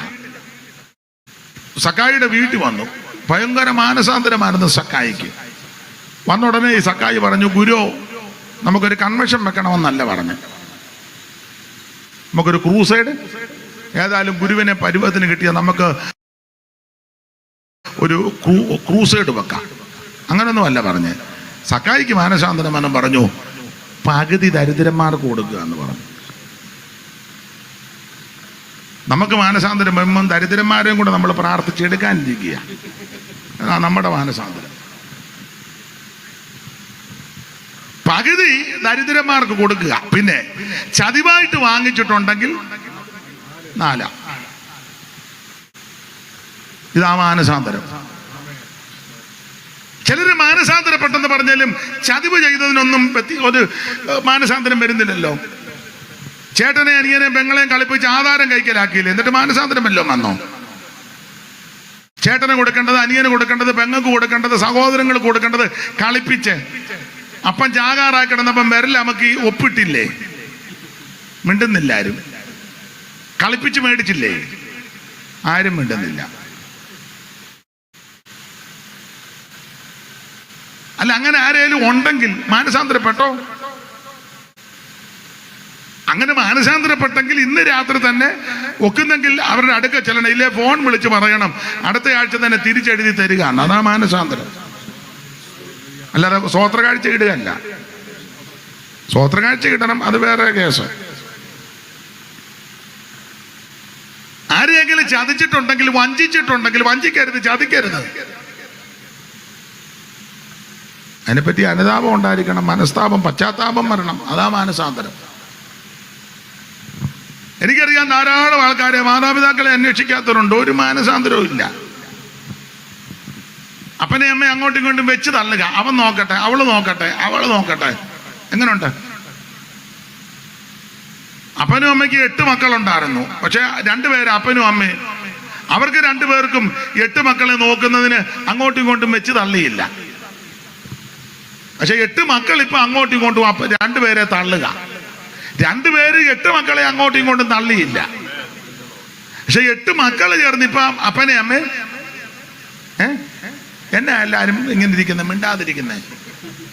ഇത്ര കേസൊക്കെ ഇതിനകത്ത് കാണും. അതാ പമ്മി ഇരിക്കുന്നത്. നാളെ തുള്ളിക്കോ, ഇന്ന് തുള്ളുകൊന്നും വേണ്ട, അടങ്ങിയിരിക്കും. ചില തുള്ളാനായിട്ട് ഇങ്ങനെ ഓങ്ങി വരുന്ന ഞാൻ കണ്ടു. ഇന്നിപ്പോ തുള്ളണ്ട, ശാന്തമായിട്ടിരിക്കും. നിങ്ങളിപ്പോ യോഗം കഴിയുമ്പോൾ പറയുമായിരിക്കുന്ന ഒരു ഉണർവില്ലായിരുന്നെന്ന്. അത് പറയും. ശരിക്കും മാനസാന്തരം ഉണ്ടാകണം എനിക്കും നിങ്ങൾക്കും. അതെ, ശരിയായ സുവിശേഷം കേട്ടാൽ മാനസാന്തരപ്പെടും. 2, ശരിക്കുള്ള സുവിശേഷം കേട്ടാൽ രണ്ടാമത് നടക്കും സ്നാനം. അപ്പോസ്തല പ്രവൃത്തി 8-ാം അധ്യായത്തിന്റെ 35 വായിച്ചേ, പെട്ടെന്ന് വായിച്ചു. അപ്പോസ്തല പ്രവൃത്തി 8:35 മുതൽ. ഫിലിപ്പോസ് ഈ തിരുവെഴുത്ത് ആധാരമാക്കി അവനോട് യേശുവിനെ കുറിച്ചുള്ള സുവിശേഷം അറിയിപ്പാൻ, യേശുക്രിസ്തുവിനെ പറ്റിയുള്ള സുവിശേഷം അറിയിപ്പാൻ തുടങ്ങി. അവർ ഇങ്ങനെ വഴി പോകുമ്പോൾ വെള്ളമുള്ളൊരു സ്ഥലത്ത് എത്തിയപ്പോൾ ഷണ്ണൻ ഇതാ വെള്ളം, ഞാൻ സ്നാനമേൽക്കുന്നതിന് എന്ത് വിരോധം, സ്നാനമേൽക്കുന്നതിന് എന്താ വിരോധം എന്ന് ശ്രദ്ധിച്ചേ. പശ്ചാത്തലഭാഗം വേദപുസ്തകം പഠിക്കുന്നവർക്കറിയാം. ഷണ്ണൻ, എത്യോപ്യ രാജ്ഞിയുടെ ഷണ്ണൻ, യെരുശലേമിലെ പള്ളിയിൽ പോയച്ച് ആരാധന കൂടിയേച്ച് തിരിച്ചു വരിക. മൊബൈലിൽ കളിക്കുകയല്ല, വേറെ പുസ്തകം വായിക്കുക. നമ്മളെല്ലാം ഇത് കഴിഞ്ഞാലും പാസ്റ്റർമാർ തന്നെ സ്റ്റേജായിരുന്നു മൊബൈൽ. ഇവിടെ പിന്നെ കുഴപ്പമില്ല, വേറെ പുസ്തകം നോക്കുക. ചിലർ അവിടെ ഇരുന്നുകൊണ്ട് മൊബൈലിൽ മെസ്സേജ് വിടുന്നു. ചിലർ സ്റ്റേജിൽ ഇരുന്നുകൊണ്ട് പറയാം യോഗമാ, ഞാൻ പിന്നെ വിളിക്കാമെന്ന്. എങ്ങനെയുണ്ട്? എന്നോടാര് പറഞ്ഞു യോഗത്തിന് വരാൻ?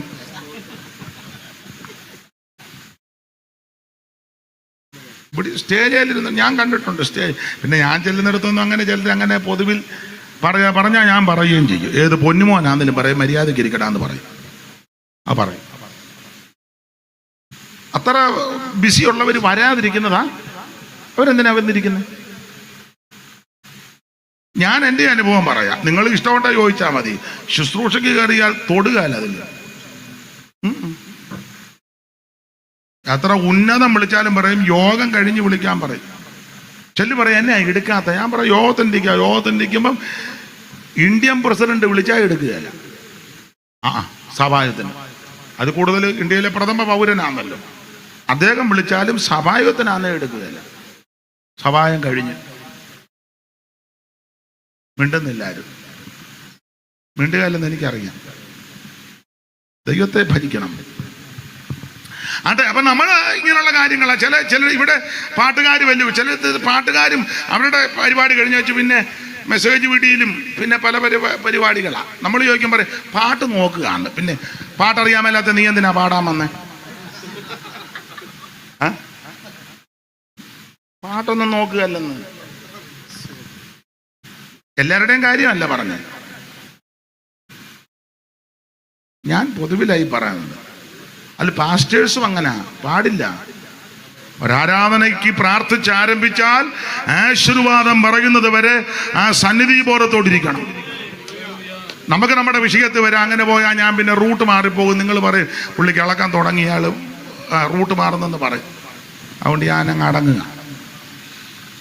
അപ്പൊ ശ്രദ്ധിച്ചേ, ഷണ്ണൻ യാത്ര വന്നപ്പോൾ തിരുവെടുത്ത് വായിച്ചുകൊണ്ട് വരിക. തിരുവെടുത്ത് യെശയ്യാ പ്രവചനമാണ്. അപ്പൊ പീലിപ്പോസിനോട് പറഞ്ഞു അങ്ങോട്ട് നിർജ്ജന സ്ഥലത്തോട്ട് പോകാൻ പറഞ്ഞു. ചെന്നു, ചേർന്ന് കിടക്കാൻ പറഞ്ഞു, നടന്നു, നേരെ കയറാൻ പറഞ്ഞു. കയറി നോക്കിയപ്പോൾ പുള്ളി വായിക്കുക. എന്തുവാ വായിക്കുന്നത്? തിരുവെടുത്ത്. ഏത് ഭാഗമാ? യെശയ്യാ പ്രവചനം. എന്തുവാ? അറുക്കുവാനുള്ള ആടിനെ പോലെ അതാ വായിക്കുന്നത്. അപ്പൊ ചോദിച്ചു, വായിക്കുന്നത് ഗ്രഹിക്കുന്നുണ്ടോ അതോ ഇങ്ങനെ അങ്ങ് വായിച്ചു വിടുകയാണോ? ചുമ്മാ അങ്ങ് വായിച്ചു വിടുന്ന ആൾക്കാരുണ്ട്. അങ്ങ് വായന തന്നെ. വായനക്കാരെന്നാ പറയുന്നത്. വായിക്കുന്നത് ഗ്രഹിക്കുന്നോ? പുള്ളി പറഞ്ഞു, ഒരുവൻ പൊരുൾ തിരിച്ചു തരാഞ്ഞാൽ എങ്ങനെ ഗ്രഹിക്കും? അപ്പൊ പൊരുൾ തിരിച്ചു കൊടുത്തു. ആ പൊരുൾ തിരിച്ചു കൊടുത്തത് യേശുവിനെ പറ്റിയാ. വായിച്ച ആ വാക്യം. ഫിലിപ്പോസ് ഈ തിരുവെഴുത്ത് ആധാരമാക്കി അവനോട് യേശുവിനെ കുറിച്ചുള്ള സുവിശേഷം അറിയിപ്പാൻ തുടങ്ങി. അടുത്തത്, അവർ ഇങ്ങനെ വഴി പോകുമ്പോൾ അപ്പോൾ സുവിശേഷം അറിയിച്ചു. യേശുവിനെ പറ്റിയുള്ള സുവിശേഷം. യേശുവിനെ പറ്റി. അച്ചായൻ കൂടെ എഴുന്നേറ്റ് പോകുന്നല്ലോ. മുമ്പേ ഒന്ന് പോയായിരുന്നു. മിന്ത് കയറിയതാ. എൻ്റെ വായിലും കയറി, ഞാനങ്ങ് വിഴുങ്ങി. അല്ല, എന്നാ ചെയ്യാനാ? അപ്പൊ ശ്രദ്ധിച്ചേ, യേശുവിനെ പറ്റി അവൻ സുവിശേഷം അറിയിച്ചു. ഞാൻ ഇന്ന് വിഴുങ്ങി, 3-4 വിഴുങ്ങി. പിന്നെ എനിക്കിപ്പോ ഇവിടെ ഒന്ന് തുപ്പാൻ പറ്റുമോ? അപ്പൊ ശ്രദ്ധിക്കുക, യേശുവിനെ പറ്റി സുവിശേഷം അറിയിച്ചു. ആ സുവിശേഷം കേട്ട് കഴിഞ്ഞപ്പോൾ ഫിലിപ്പോസിനോട് ഷണ്ണം പറയാതെ, വെള്ളം അയിനാ എനിക്ക് സ്നാനപ്പെടണം. അയിനാ ഞാൻ സുവിശേഷം കേട്ടു. അതിന് സുവിശേഷത്തിനകത്ത് സ്നാനമുണ്ട്. അതെന്തോ സ്നാനമാ? വെള്ളം തളികയല്ല ചെറിയാച്ച, വെള്ളത്തിൽ ഇറങ്ങണം.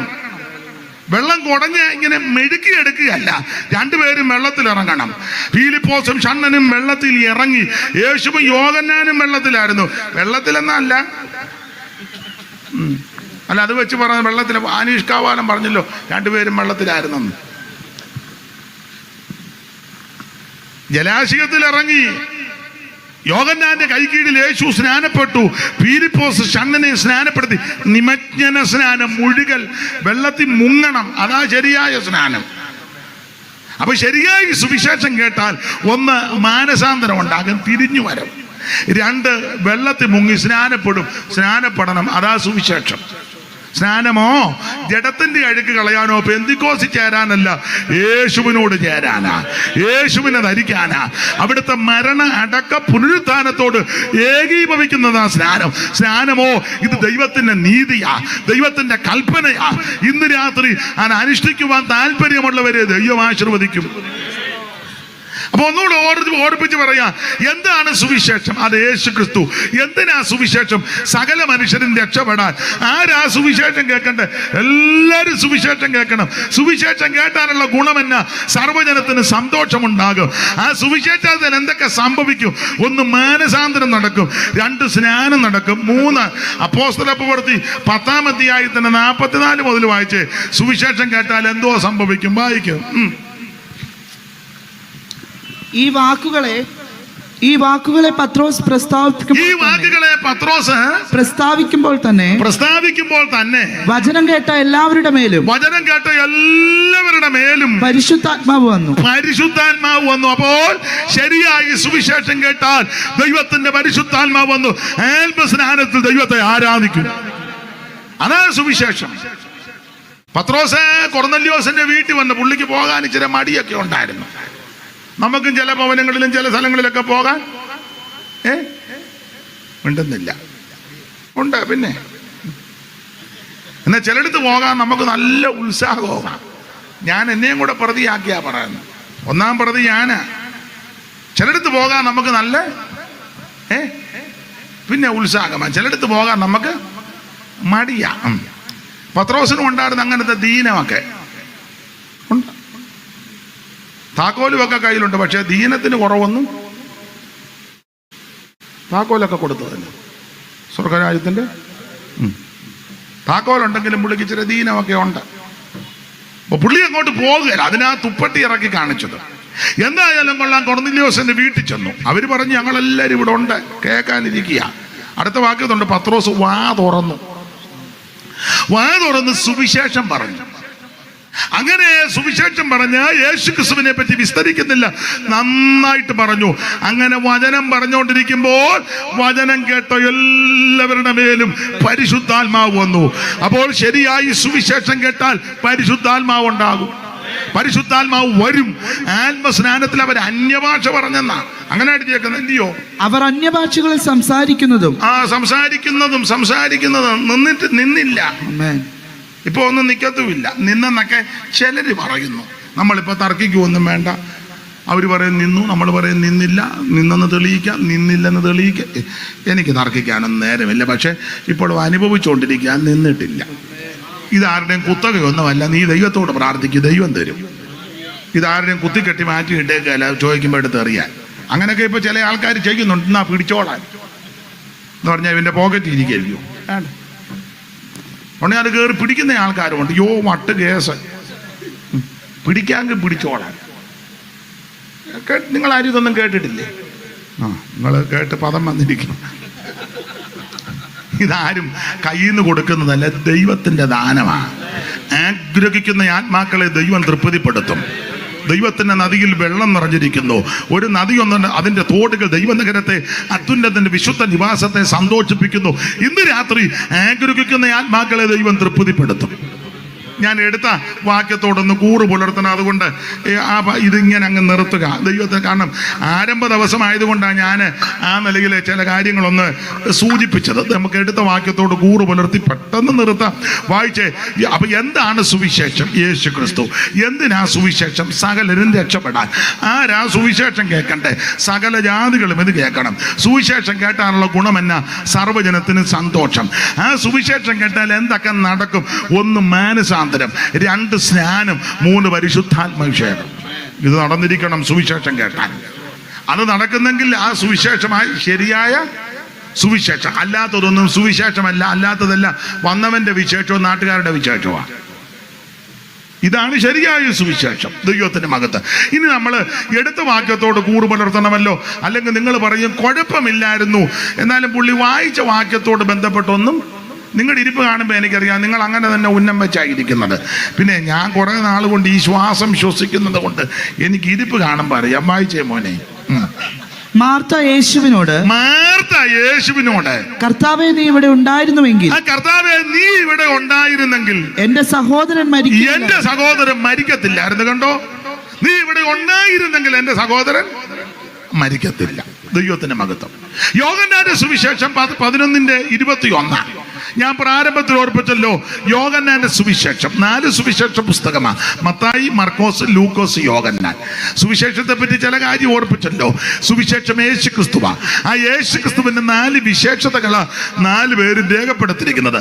മത്തായി യേശു രാജാതിരാജാവാണെന്ന് തെളിയിക്കുന്നു. മർക്കോസ് ദാസരൂപമെടുത്ത ക്രിസ്തുവിനെ തെളിയിക്കുന്നു. ലൂക്കോസ് അവിടുന്ന് പൂർണ്ണ മനുഷ്യനായിട്ട് ഈ ഭൂമിയിൽ ജീവിച്ച മകൾ വ്യക്തിയായിട്ട് തെളിയിക്കുന്നു. യോഹന്നാൻ യേശു സമ്പൂർണ്ണ ദൈവമാണെന്ന് തെളിയിക്കുക. മറ്റ് 3 സുവിശേഷത്തിൽ നിന്നും വ്യത്യസ്തമായ യോഹന്നാന്റെ സുവിശേഷം. കാരണം യേശു ക്രിസ്തു ദൈവമാണ്. മറ്റ് 3 പേരും യേശുക്രിസ്തുവിന്റെ വിശേഷിച്ച് മത്തായി മർക്കോസും കുടുംബ പശ്ചാത്തലവും പാരമ്പര്യവും പറഞ്ഞു. അതെ, പാരമ്പര്യവും കുടുംബ പശ്ചാത്തലവും. ലൂക്കോസ് നന്നായിട്ട് കാര്യങ്ങളൊക്കെ കൈകാര്യം ചെയ്ത് പറഞ്ഞു, ചരിത്രം നന്നായിട്ട് പഠിച്ച്. മത്തായി എഴുതിയിരിക്കുന്നത് അബ്രഹാമിന്റെ പുത്രനായി, ദാവീദിന്റെ പുത്രനായി യേശുക്രിസ്തുവിന്റെ വംശാവലി. ലൂക്കോസ് യേശു മുതൽ പുറകോട്ട് വംശാവലി വന്നിച്ച് ആദാം ദൈവത്തിന്റെ മകൻ, അങ്ങനെ നിർത്തിയത്. അപ്പൊ ഇവരെല്ലാം വംശാവലി പറഞ്ഞപ്പോൾ യോഹന്നാൻ വംശാവലി ഒന്നും പറഞ്ഞിട്ടില്ല. കാരണം എബ്രായ ലേഖനം കൂടെ ചേർത്ത് പഠിക്കണം. അവന് പിതാവുമില്ല, മാതാവുമില്ല, ആരംഭവുമില്ല, അവസാനമില്ല. അവിടുന്ന് അനാദിയായും ശ്വാശ്വതമായും ദൈവമാണ്. അതുകൊണ്ടല്ലേ 1-ാം വാക്യം വായിച്ചേ മോനെ, യോഹന്നാൻ 1:1. പെട്ടെന്ന് വായിച്ചോ. ആദിയിൽ വചനമുണ്ടായിരുന്നു. ആദിയിൽ, അതാ വംശപാരമ്പര്യം ഒന്നും പറഞ്ഞില്ല. യോസേപ്പിന്റെ മോന, മറിയയുടെ മോന ഒന്നും പറഞ്ഞില്ല. ആദിയിൽ വചനം ഉണ്ടായിരുന്നു. ആ വചനം ദൈവത്തോടു കൂടെ ആയിരുന്നു. ആ വചനം ദൈവമായിരുന്നു. തുടങ്ങുന്നത് ദൈവമാണെന്നുള്ളത്. യോഹന്നാന്റെ എഴുത്തിന്റെ പ്രത്യേകത യേശു ദൈവമാണെന്ന് തെളിയിക്കുക. യേശു ക്രിസ്തു ഏക ദൈവം, യേശു ക്രിസ്തു സത്യദൈവം, യേശു ക്രിസ്തു സാക്ഷാൽ ദൈവം, യേശു ക്രിസ്തു ജീവനുള്ള ദൈവം, യേശു ക്രിസ്തു അവൻ ജീവിക്കുന്ന ദൈവം, അവിടുന്ന് ഏക സത്യ ദൈവമാണ്. അതാ തെളിയിച്ചിരിക്കുന്നത്. ചത്തമർത്തിയ ആത്മാക്കൾ ദൈവം എന്നു നിരൂപിക്കേണ്ടാരും, ചത്തമർത്തിയ ആത്മാക്കൾ ദൈവം എന്നു നിരൂപിക്കേണ്ടാരും, 100 ദൈവങ്ങൾ സത്യദൈവം ഒന്നേയുള്ളൂ. 100 ദൈവങ്ങൾ സത്യദൈവം ഒന്നേയുള്ളൂ. ഏക സത്യ ദൈവമേയുള്ളൂ. ഭൂവാസികളെ ഏക സത്യ ദൈവമേയുള്ളൂ. ഭൂവാസികളെ ഏക സത്യ ദൈവമേയുള്ളൂ. പഞ്ചഭൂത നിർമ്മാതാവായി വഞ്ചനയില്ലാത്തവനായി, പഞ്ചഭൂത നിർമ്മാതാവായി വഞ്ചനയില്ലാത്തവനായി, കിഞ്ചിൽ നേരം കൊണ്ടാകില്ല സഞ്ചയങ്ങൾ സൃഷ്ടി ചെയ്തോൻ, കിഞ്ചിൽ നേരം കൊണ്ടാകില്ല സഞ്ചയങ്ങൾ സൃഷ്ടി ചെയ്തോൻ. ഏക സത്യ ദൈവമേയുള്ളൂ. ഭൂവാസികളെ ഏക സത്യ ദൈവമേയുള്ളൂ. ഭൂവാസികളെ ഏക സത്യ ദൈവമേയുള്ളൂ. സമയം മുമ്പോട്ട് അതിക്രമിക്കുന്നില്ല. അപ്പോൾ ഏക സത്യ നിത്യദൈവമായ യേശു ക്രിസ്തു, അതാ യോഹന്നാൻ തെളിയിക്കുന്നത്. യോഹന്നാന്റെ സുവിശേഷത്തിന്റെ വിശേഷത ഈ കുടുംബ പശ്ചാത്തലം ഒന്നും യോഹന്നാൻ പറഞ്ഞിട്ടില്ല. യേശുവിന്റെ ബാല്യം ഒന്നും രേഖപ്പെടുത്തിയിട്ടില്ല. 12-ാമത്തെ വയസ്സിൽ പള്ളിയിൽ പോയ കാര്യമൊന്നും യോഹന്നാൻ പറഞ്ഞിട്ടില്ല. അതുപോലെ തന്നെ മറ്റു 3 പേരും രേഖപ്പെടുത്തിയത് പലതും രേഖപ്പെടുത്തിയിട്ടില്ല. പക്ഷേ അവർ 3 പേരും രേഖപ്പെടുത്താത്ത ധാരാളം കാര്യം യോഹന്നാന്റെ സുവിശേഷത്തില്ല. ദൈവം ആരാണെന്നൊക്കെ യോഹന്നാനാ തെളിയിക്കുന്നത്. അവിടുന്ന് വെളിച്ചമാണ്, അവിടുന്ന് സ്നേഹമാണ്. അതൊന്നും അവരാരും പറഞ്ഞിട്ടില്ല. അവിടുന്ന് സ്നേഹമാണ്, അവിടുന്ന് വെളിച്ചമാണ്. സ്തോത്രം. അവിടുന്ന് ജീവന്റെ അപ്പമാണ്. സ്തോത്രം. അവിടുന്ന് ആത്മാവാണ്. ഇതൊക്കെ യോഹന്നാനാ രേഖപ്പെടുക. കാരണം ദൈവത്തെ അങ്ങോട്ട് തെളിയിച്ചു തരിക. അതെന്തിനാ അവിടുന്ന് വെളിച്ചമാണെന്ന് പറയാൻ കാര്യം? ആ വെളിച്ചം പോലെ ഞാനും നിങ്ങളും ആകണം. ദൈവത്തെ പോലെ ആകണം. അതെന്ന് പറഞ്ഞാൽ ദൈവത്തെ പോലെ ആകണം എന്ന് പറഞ്ഞാൽ ഭീകരരൂപിയായിട്ടിരിക്കണമെന്നല്ല. ദൈവം സ്നേഹമാണ്. ഞാനും നിങ്ങളും ആ സ്നേഹമാകണം. ദൈവ സ്നേഹമാകുന്നു. ഞാൻ മൂവാറ്റുപുഴയിൽ നിന്ന് ഇങ്ങോട്ട് പോകുന്നപ്പോൾ ഒരു പള്ളിയുടെ ഫ്രണ്ടിൽ എഴുതി വെച്ചിരിക്കുന്നു ദൈവം എവിടെ. സ്ഥലപ്പേര് ഞാനങ്ങ് മറന്നുപോയി. ഞാനിപ്പോൾ ഇങ്ങോട്ട് വന്നപ്പോൾ കണ്ടതാ. അല്ല, മൂവാറ്റുപുഴയിൽ നിന്ന് കോതമംഗലത്തിലല്ല, കാരക്കുന്നം. നിങ്ങൾ കണ്ടതല്ലേ? ഞാൻ വണ്ടി കയറുന്ന കണ്ടു. ഇത്രയോ നാൾ യാത്ര ചെയ്തിട്ട് അത് കണ്ടില്ല. ഞാൻ കണ്ടു. ദൈവം സ്നേഹമാകും. അതാ. അപ്പം നമ്മൾ അങ്ങനെ ആകണം. സ്നേഹം ചീർക്കുന്നില്ല. സ്നേഹത്തിന് ഒത്തിരി വിഷയം. എല്ലാം ക്ഷമിക്കുന്നെന്നാ എല്ലാം. പക്ഷെ നമ്മൾ പറയുന്നത് ഞാൻ എല്ലാം ക്ഷമിക്കും, മറ്റേ കാര്യം മാത്രം മിണ്ടുന്നില്ലല്ലോ ആരും. എല്ലാ കാര്യവും ഞാൻ ക്ഷമിക്കും, പക്ഷെ ആ കാര്യം മാത്രം ക്ഷമിക്കത്തില്ല. അത് പറഞ്ഞുകൊണ്ട് ഇനി എൻ്റെ വീട്ടിൽ എന്നിട്ട് നമ്മളിരുന്ന് പാടുക, സ്നേഹത്തിനാഴവും മിണ്ടിപ്പോകരുത് നീ. എല്ലാം ക്ഷമിക്കണം, എല്ലാം പൊറുക്കണം. അതാ സ്നേഹം. ഞാൻ അങ്ങനെ പോയാൽ ഒത്തിരി പറയേണ്ടി വരും. അതിലോട്ടൊന്നും ഞാൻ പോകുന്നില്ല. അപ്പം നമ്മൾ അങ്ങനെ ചായ മാച്ചയെ നോക്കുന്ന സമയമായി. ഞാനിപ്പം നിർത്താം. എൻ്റെ കയ്യിലും മാച്ചുണ്ട്, ഞാൻ നോക്കുന്നുണ്ട്. നോക്കിക്കോണ്ട. പിന്നെ അപ്പൊ ശ്രദ്ധിക്കുക, ദൈവ സ്നേഹമാണ്. ആ അനുഭവത്തിൽ നമ്മളാകണം. യേശു ക്രിസ്തു ദൈവമാണെന്ന് ഓരോ അധ്യായത്തിനും തെളിയിക്കുക. ഇനി യോഹന്നാന്റെ സുവിശേഷം ഈ കർത്താവ് വ്യക്തിപരമായിട്ട് പലരോട് ഇടപെട്ട ഒരു പുസ്തകമാണ്. നിക്കോദോമസിനോട് രാത്രി വന്നു, ശമരിയാക്കാരി സ്ത്രീയോട്, പാപിനിയായ സ്ത്രീയോട്, സ്തോത്രം, അങ്ങനെ എത്ര പേരോട് വ്യക്തിപരമായിട്ട്. 1-ാം അധ്യായം മുഴുവൻ പഠിച്ച് എത്ര പേരെ വ്യക്തിപരമായിട്ട് കർത്താവ് ഫിലിപ്പോസിനെ, നഥാനയേലിനെ, അന്ത്രയോസിനെ എല്ലാവരുമായിട്ട് എന്ത് നല്ല ഭാഗങ്ങളാണ്. അത് ഞാൻ വിവരിക്കുന്നില്ല. യോഹന്നാന്റെ സുവിശേഷത്തിന്റെ പ്രധാന വാതിൽ എന്നാന്നറിയാമോ? 1:12 വായിച്ചോ. 1:12 പ്രധാന വാതിൽ ഇതാ: അവനെ കൈക്കൊണ്ട് അവന്റെ നാമത്തിൽ വിശ്വസിക്കുന്ന ഏവർക്കും ദൈവമക്കളാകുവാൻ അവൻ അധികാരം ഈ കൊടുത്തു. വാതിൽ കൂടെ അകത്തോട്ട് കയറണ്ടേ? അവനെ കൈക്കൊണ്ട് അവന്റെ നാമത്തിൽ വിശ്വസിക്കുന്ന ഏവർക്കും, ഒരു വിഭാഗക്കാർക്കല്ല, ഏത് വ്യക്തിക്കും ദൈവമക്കളാകാൻ അധികാരം കൊടുത്തു. ആ വാതിൽ കൂടെ അകത്തോട്ട് കയറിക്കോണം. 1-ാം അധ്യായത്തിൽ അതാ വാതിൽ, സാക്ഷാൽ വാതിലാകുന്ന യേശു ക്രിസ്തു. അത് ഞാൻ അങ്ങനെ പറഞ്ഞ ഒത്തിരി കാര്യം പറയും. ഓരോ അധ്യായത്തിൽ നമ്മൾ 1-ാം അധ്യായം ലോകത്തിന്റെ പാപത്തെ ചുമക്കുന്ന ദൈവകുഞ്ഞാടാ. 2-ാം അധ്യായത്തിൽ കാനാവിലെ കല്യാണ വീട്ടിൽ പച്ചവെള്ളം വീഞ്ഞാക്കി. 3-ാം അധ്യായത്തിൽ ആമൻ നിത്യജീവൻ കൊടുക്കുന്ന ദൈവം നിക്കോദോമസിനോട്. ആമൻ 4-ാം അധ്യായത്തിലേക്ക് വരുമ്പോൾ ആമൻ സ്തോത്രം ആത്മാവാകുന്ന ദൈവം. 5-ാം അധ്യായത്തിൽ സകല ദീനങ്ങളും പൊറുപ്പിക്കുന്ന ദൈവം. 6-ാം അധ്യായത്തിൽ ജീവന്റെ അപ്പമാ. 7-ാം അധ്യായത്തിൽ ആത്മനിറവിനെ കൊടുക്കുന്ന ദൈവം. 8-ാം അധ്യായത്തിൽ ആമൻ സാക്ഷാൽ വെളിച്ചമായ ദൈവം. 9-ാം അധ്യായത്തിൽ പിറവിയിലെ കുരുടനെ അവിടുന്ന് സൗഖ്യമാക്കി. 10-ാം അധ്യായത്തിൽ നല്ല ഇടയനാകുന്ന ദൈവം. 11-ഉം 12-ഉം അധ്യായം മരിച്ചവരെ ഉയർപ്പിക്കുന്ന ദൈവം. 13-ാം അധ്യായം ആമൻ സ്തോത്രം പെസഹായ. പിന്നെ താഴോട്ട് പഠിക്കുമ്പോൾ ശിഷ്യന്മാരുമായിട്ട് രഹസ്യമായ കാര്യങ്ങളാണ് പറഞ്ഞേ, പരസ്യ ശുശ്രൂഷയല്ല. അവരുമായിട്ട് രഹസ്യമായിട്ട് ക്രൂശീകരണം അനന്തര സംഭവങ്ങളൊക്കെ അവരെ പറഞ്ഞ് ഉറപ്പിക്കുക. ദൈവത്തിന്റെ മഹത്വം. അത് വളരെ മനോഹരമായ പുസ്തകമായ യോഹന്നാന്റെ സുവിശേഷം. എല്ലാ ഭാഗത്തേക്കും പോകുന്നില്ല. നമ്മൾ ഇന്ന് രാത്രി വായിച്ച കുറുവാക്യം 11-ാം അധ്യായത്തിന്റെ 21. പശ്ചാത്തല ഭാഗം അറിയാം. ബഥാനിയിലെ ഒരു ഭവനം, അവിടെ 2-3 പേരെ എടുത്തു പറഞ്ഞു. മാർത്ത, മറിയ, ആങ്ങള ലാസർ. യേശു ഈ ഭവനത്തെ വളരെ സ്നേഹിച്ചു. 3 പേരെ ആ എടുത്തു പറയുന്നത്. ഇത് ചിലർ പറയുന്നത് കുഷ്ഠരോഗിയായ ശിമോന്റെ വീട്, ഇവരുടെ അപ്പൻ ശിമോനായിരുന്നെന്ന് ചിലർ പറയുന്നു. കുഷ്ഠരോഗിയായിരുന്നു, യേശു സൗഖ്യമാക്കി. അതുകൊണ്ട് യേശു ഈ വീടുമായിട്ട് വളരെ അടുപ്പമുണ്ടായിരുന്നു. എന്നാൽ വേറൊരു ഭാഗത്ത് വായിക്കുന്ന എല്ലാവരും ഈ മാർത്തേനെ അങ്ങ് ചിലർ കുറ്റം പറയും. മറിയ നല്ല അംശം തിരഞ്ഞെടുത്തു. അത് കേൾക്കുമ്പോൾ ചില സഹോദരിമാർ വിട്ട് പറപ്പിക്കുന്ന കാണാം. മറിയ ഗുരുവിൻ്റെ കാൽക്കല്ലിരുന്നു, മാർത്ത അടുക്കളയിൽ ആള് വേണ്ടായോ? എല്ലാവരും കാലിൻ്റെ അവിടെ ഇരുന്നു. അടുക്കളയിൽ നിൽക്കണം, കാലിൻ്റെ അവിടെ ഇരിക്കണം. എൻ്റെ ഭാഷയിൽ പറഞ്ഞാൽ അടുക്കളയിൽ ആ പെരുമാറുന്നെങ്കിൽ ശ്രദ്ധ ഇവിടെ ഉണ്ട്. പിന്നെ അതുകൊണ്ടല്ലേ പുനരുത്ഥാനത്തെ പറ്റി അവള് ക്ലാസ് എടുത്തത് യേശുവിന്. അടുക്കളയിൽ പെരുമാറുന്നുണ്ട്, അല്ല അതിനും ആള് വേണ്ടായോ? പക്ഷെ എല്ലാവരും മറിയാനെ അങ്ങ് പുകഴ്ത്തും. അത് പുകഴ്ത്തിക്കോ, കുഴപ്പമില്ല. എന്നാലും മാർത്തയ്ക്ക് നല്ലൊരു സ്ത്രീയാ. കാരണം നിങ്ങൾ പുസ്തകം പഠിച്ചാൽ ഈ വീട്ടിൽ യേശുവിനെ ആദ്യം കൈക്കൊണ്ടത് മാർത്തയാണ്. മാർത്ത കൈക്കൊണ്ടത് കൊണ്ടാണ് മറിയ പാറപിടത്തിൽ. ഒരു വാക്യം വായിച്ചേ, ലൂക്കോസ് 10:38 ഒന്ന് വായിച്ചേ പെട്ടെന്ന്. റഫറൻസ് അതാന്ന് തോന്നുന്നു. ഒന്ന് വായിച്ചേ, ഞാൻ പറയാം. അതാണോ? പിന്നെ അവർ യാത്ര പോകുകയും. അത് തന്നെ വായിച്ചോ. പിന്നെ അവർ യാത്ര പോകുകയും. ഒന്നുകൂടെ വായിച്ചേ. പിന്നെ അവർ യാത്ര പോകുകയും അവനൊരു ഗ്രാമത്തിലെത്തി. മാർത്ത എന്ന് പേരുള്ള ഒരു സ്ത്രീ അവനെ വീട്ടിൽ കൈക്കൊണ്ടു. അവൾ ആദ്യം കൈക്കൊണ്ടേ.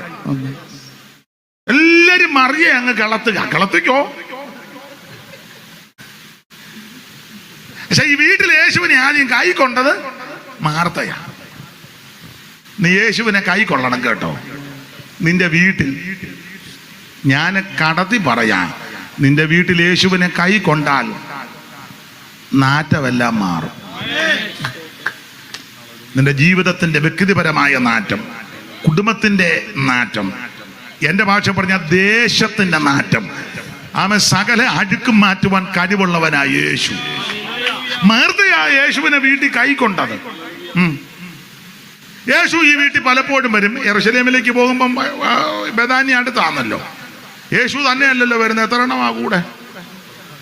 ഇന്നെങ്ങാനും അങ്ങനെ വന്നാൽ പറയാം ഒരു യോഗം മതി, ഇനിയും ഫോണിൽ കൂടെ അങ്ങ് യോഗം നടത്താം. ഓൺലൈനിലാകുമ്പോൾ പിന്നെ വെള്ളവും കൊടുക്കണ്ട, കാപ്പിയും കൊടുക്കണ്ട, 10 രൂപയും കൊടുക്കണ്ട, കട്ടിലും കൊടുക്കണ്ട, മെത്തയും ഒന്നും കൊടുക്കണ്ട. ഓൺലൈനില്ല, ചിരിച്ചാൽ മതിയല്ലേ. ഹായ് മുടക്കൊന്നും. എല്ലാവർക്കും ഇപ്പം അതാ ഇഷ്ടം അല്ലേ? ആട്ടെ, ഞാനൊന്നും പറയുന്നില്ല. ആ കോവിഡ് വന്നതാ ഇതെല്ലാം. ഇപ്പൊ കൺവെൻഷൻ ആളില്ല, എങ്ങനെ ആള് വരാൻ? എല്ലാവരും വീട്ടിൽ ഇരുന്ന് കാണുകയല്ലയോ? നാളെ ഒരാൾ പറഞ്ഞു അവിടെ ചെന്ന് കാണുന്നതിൽ നന്നായിട്ട് അല്ല ഇവർക്കും പണി വേണ്ട, ഇല്ല ഈ കുത്തമെല്ലാം കൂടെ അവിടെ കൊണ്ടുപോകും, അവർക്കും വേണ്ട, എല്ലാം നന്നായി വരട്ടെ, അല്ലെ ഇതെല്ലാം തുരുമ്പടിച്ചു പോയ. അപ്പൊ ചുരുക്കി പറഞ്ഞാൽ മാർത്ത യേശുവിനെ വീട്ടിൽ കൈക്കൊണ്ട്, യേശു പലപ്പോഴും ഈ വീട്ടിൽ വരും. താൻ സ്നേഹിച്ച ഒരു ഭവനമാണ്, നല്ല അനുഗ്രഹിക്കപ്പെട്ട ഭവനം. മാർത്ത എൻ്റെ ഭാഷ പറഞ്ഞ അടുക്കളയിലുമൊക്കെ പെരുമാറുക, മറിയ പാറപടത്തിലിരിപ്പുണ്ട്. ചുരുക്കി പറഞ്ഞാൽ അങ്ങനെ ഇരിക്കുമ്പോൾ യേശു സ്നേഹിച്ച ഈ ഭവനത്തിലെ ലാസർ ദീനമായി. യേശുവിനെ ആള് വിട്ടില്ല, യേശുവിനെ അറിയ യേശു പോയില്ല, ദീനം കൂടി യേശു പോയില്ല, ഇവൻ മരിച്ചു, യേശു പോയില്ല. എൻ്റെ ഭാഷ പറഞ്ഞ അനുശോചനത്തിന് പോലും വന്ന ശിഷ്യന്മാരെ ഇപ്പം നമ്മൾ പോയില്ലെങ്കിലും പോകുന്നവരോട് പറഞ്ഞ് എനിക്ക് വരാനൊക്കുന്നില്ല, എൻ്റെ പേരും കൂടെ ഒന്ന് പറഞ്ഞേക്കണം, കുഞ്ഞാണ്ടിയും കൂടെ അനുശോചിക്കുന്നു. ഉടനെ നമ്മൾ പറയും എൻ്റെയും എൻ്റെ കുടുംബത്തിൻ്റെയും എൻ്റെ ഭാര്യയുടെയും എൻ്റെ മക്കളിപ്പോൾ ഒരാൾ കാനഡയിൽ, ഒരാൾ എല്ലാവരും അറിയണം ഉണ്ടെന്ന്, കാനഡയിലുണ്ട്, എൻ്റെ ഇളയ മകൻ ഹൂസ്റ്റണിലുണ്ട്, പിന്നെ ഞാൻ ഇങ്ങോട്ട് പോകുന്നപ്പോൾ കുഞ്ചാണ്ടി എന്നോട് പറഞ്ഞ് എൻ്റെയും കൂടെ ഒന്ന്. അങ്ങനല്ലേ ഇപ്പം മിണ്ടുന്നില്ല, നിങ്ങളാരും മിണ്ടുന്നില്ല, അങ്ങനെ ഇപ്പം പിന്നെ വേറൊരു പരിപാടിയുണ്ട്, നമ്മളെല്ലാം പോയിരിക്കുക, ടി വി കാണിക്കുക, അമേരിക്കയിലും പേർഷ്യയിലും ഒക്കെ ഇരുന്ന് അവനെ നട്സ് കറിച്ചോണ്ടാണ്. സിനിമ ആയിട്ട് ഞങ്ങൾ വളരെ അടുപ്പമായിരുന്നു. ഹല്ലേലൂയ. എന്നാളൊരുത്തൻ കിറു തൂത്തോണ്ട് പറയുന്നു, ആരാണോന്നും എന്നോട് ചോദിക്കരുത്, വേറൊരു അന്തരീക്ഷമായി. ചുരുക്കി പറഞ്ഞ യേശു അനുശോചനത്തിന് പോലും ഒരെണ്ണത്തിന് വിട്ടില്ല. ചില ദിവസം കഴിഞ്ഞപ്പോൾ യേശു ശിഷ്യന്മാരോട് പറഞ്ഞു നമുക്ക് ബഥാന്യ വരെ പോകാം. അന്നേരം തോമാസ് പറഞ്ഞു നമുക്കും ചാകാം. കാരണം തോമാസിന്റെ ഹൃദയത്തിലെ ചിന്ത വേറൊരു ചിന്തയും കൂടെ ഉണ്ട്. ആ വീട്ടിൽ ഒത്തിരി പ്രാവശ്യം പോയി തിന്നുകയും കുടിക്കുകയും കിടക്കുകയും ചെയ്തതാണ്. ആ ചെറുക്കന് ദീനമാണെന്ന് പോയ ഇങ്ങേരൊന്ന് പോയോ? ഇല്ല. എന്നാൽ ഞങ്ങളെ ഒരാളെ വിട്ടോ? ഇല്ല. എന്നാൽ ദീനം കൂടിയപ്പോൾ ഒരാളെ ഒന്ന് വിടണ്ടേ? വിട്ടില്ല. എന്നാൽ അടക്കത്തിനെങ്കിലും ഒന്ന് എന്നിട്ടും വിടും. ഇപ്പം അങ്ങോട്ട് പോവുക, സൂക്ഷം തല്ലിക്കൊല്ലും. അപ്പോൾ തോമാസിന് മനസ്സിലായി നമുക്കും പോയി ചാകാം. പക്ഷെ യേശു ശിഷ്യന്മാർ ഈ വീട്ടിൽ വരിക, ബഥാനി വന്നപ്പോൾ, പശ്ചാത്തല ഭാഗം വന്നപ്പോൾ മാർത്ത കേട്ടു ഗുരു വന്നെന്ന്. അവൾ എഴുന്നേറ്റ് ഓടി ചെന്ന് യേശുവിനോട് പറയുന്ന ഭാഗമാണ് നമ്മുടെ കുറുവാക്യം. യേശുവേ, വായിച്ചേ 21-ാം വാക്യം. മാർത്ത യേശുവിനോട് കർത്താവേ നീ ഇവിടെ ഉണ്ടായിരുന്നെങ്കിൽ എന്റെ സഹോദരൻ മരിക്കത്തില്ലായിരുന്നു. ഞാൻ താഴോട്ടുള്ള ഭാഗം ഒന്നും വിവരിക്കുന്നില്ല. പക്ഷെ യേശു ലാസറിനെ ഉയർപ്പിച്ചു. നിങ്ങൾക്കറിയാം, ദൈവത്തിന് മഹത്വം ഉണ്ടാകട്ടെ. ഇന്ന് രാത്രി കമ്പിവാചകം പോലെ ഒന്ന് രണ്ട് കാര്യം പറയാ. കർത്താവിനോട് മാർത്ത പറയുക, നീ ഇവിടെ ഉണ്ടായിരുന്നെങ്കിൽ എന്റെ സഹോദരൻ മരിക്കത്തില്ല. ഇന്ന് രാത്രി മരിക്കാതിരിക്കാൻ എന്തൊക്കെ ചെയ്യണം? നമ്മൾ മരിക്കാതിരിക്കാൻ എന്തെല്ലാം കാര്യമാണ് ചെയ്യുന്നത്. രാവിലെ നടക്കുന്നു, വീശി നടക്കാനാ പറഞ്ഞു. മരിക്കാതിരിക്കാനാ. എണ്ണ ചേർത്ത പലഹാരമല്ല ഇഷ്ടമാ, എന്നാലും വേണ്ട, മരിക്കാതിരിക്കാനാ. ഇല്ലേ? അതെ. കാശും പുത്തനും ഉള്ളവർ ആണ്ടോടാണ്ടൊക്കെ എണ്ണത്തോണി കിടക്കുന്നു, മരിക്കാതിരിക്കാനാ. പെട്ടെന്ന് ഇല്ലേ? നിങ്ങൾ പറ. അതെ. ചിലര് ഈ പിന്നെ കടയിലൊക്കെ ചെന്ന് സാധനങ്ങൾ എടുത്ത് അതിൻ്റെ അളവൊക്കെ നോക്കിയ മേടിക്കുന്നത്, മരിക്കാതിരിക്കാനാ. അതെ, മരിക്കാതിരിക്കാൻ എന്തെല്ലാം കാര്യങ്ങൾ. ഏതോ ഒരു പാർട്ടി കേട്ടിട്ടുണ്ട്, പാർട്ടിക്കാരുടെയാണ് തോന്നുന്നത്, മരിക്കാൻ ഞങ്ങൾക്ക് മനസ്സില്ല. പിന്നെ അടുത്ത തന്നെ ഞാനും മറന്നു, മരിക്കാൻ ഞങ്ങൾക്ക് മനസ്സില്ല. അപ്പോൾ അങ്ങനെയൊക്കെ അത് മനസ്സില്ലെന്ന് പാടിയ പുള്ളി മരിച്ചു, ഏറ്റു പാടിയ പുള്ളിക്കാരും മരിച്ചു. എല്ലാം മരണത്തിന്. വണ്ണം വരുത്താലും മണ്ണിനീരയാതു കണ്ണിൻ്റെ ഭംഗിയും മായ കൊട്ടാരമായാലും വിട്ടേ മതിയാകൂ കോട്ടയ്ക്കകത്തേക്കും. മതി മതി. ആരും പാടുന്നില്ല, പേടിച്ചിട്ടാണെന്ന് തോന്നുന്നു. എന്നാ പറയാം, മരിക്കാതിരിക്കാൻ എന്നാ ചെയ്യണം? മരിക്കാൻ പേടിയല്ലേ എല്ലാത്തിനും. മരിക്കാതിരിക്കാൻ എന്ത് ചെയ്യണം? കമ്പിവാചകം പോലെ ചില കാര്യം പറഞ്ഞങ്ങ് നിർത്താം. മരിക്കാതിരിക്കാൻ എന്തോ ചെയ്യണം. വായിച്ചേ, ഉൽപ്പത്തി പുസ്തകം 42-ാം അധ്യായത്തിന്റെ പ്രാരംഭവാക്യം വായിച്ചേ. പെട്ടെന്ന് വായിക്കണം, ഇനി ചടിയടാന്ന് വായിക്കണം. ഇന്നൊരു 10 മിനിറ്റ് കൂടുതൽ എടുക്കുക. എന്താ പറ, ആന ഇറങ്ങൂ.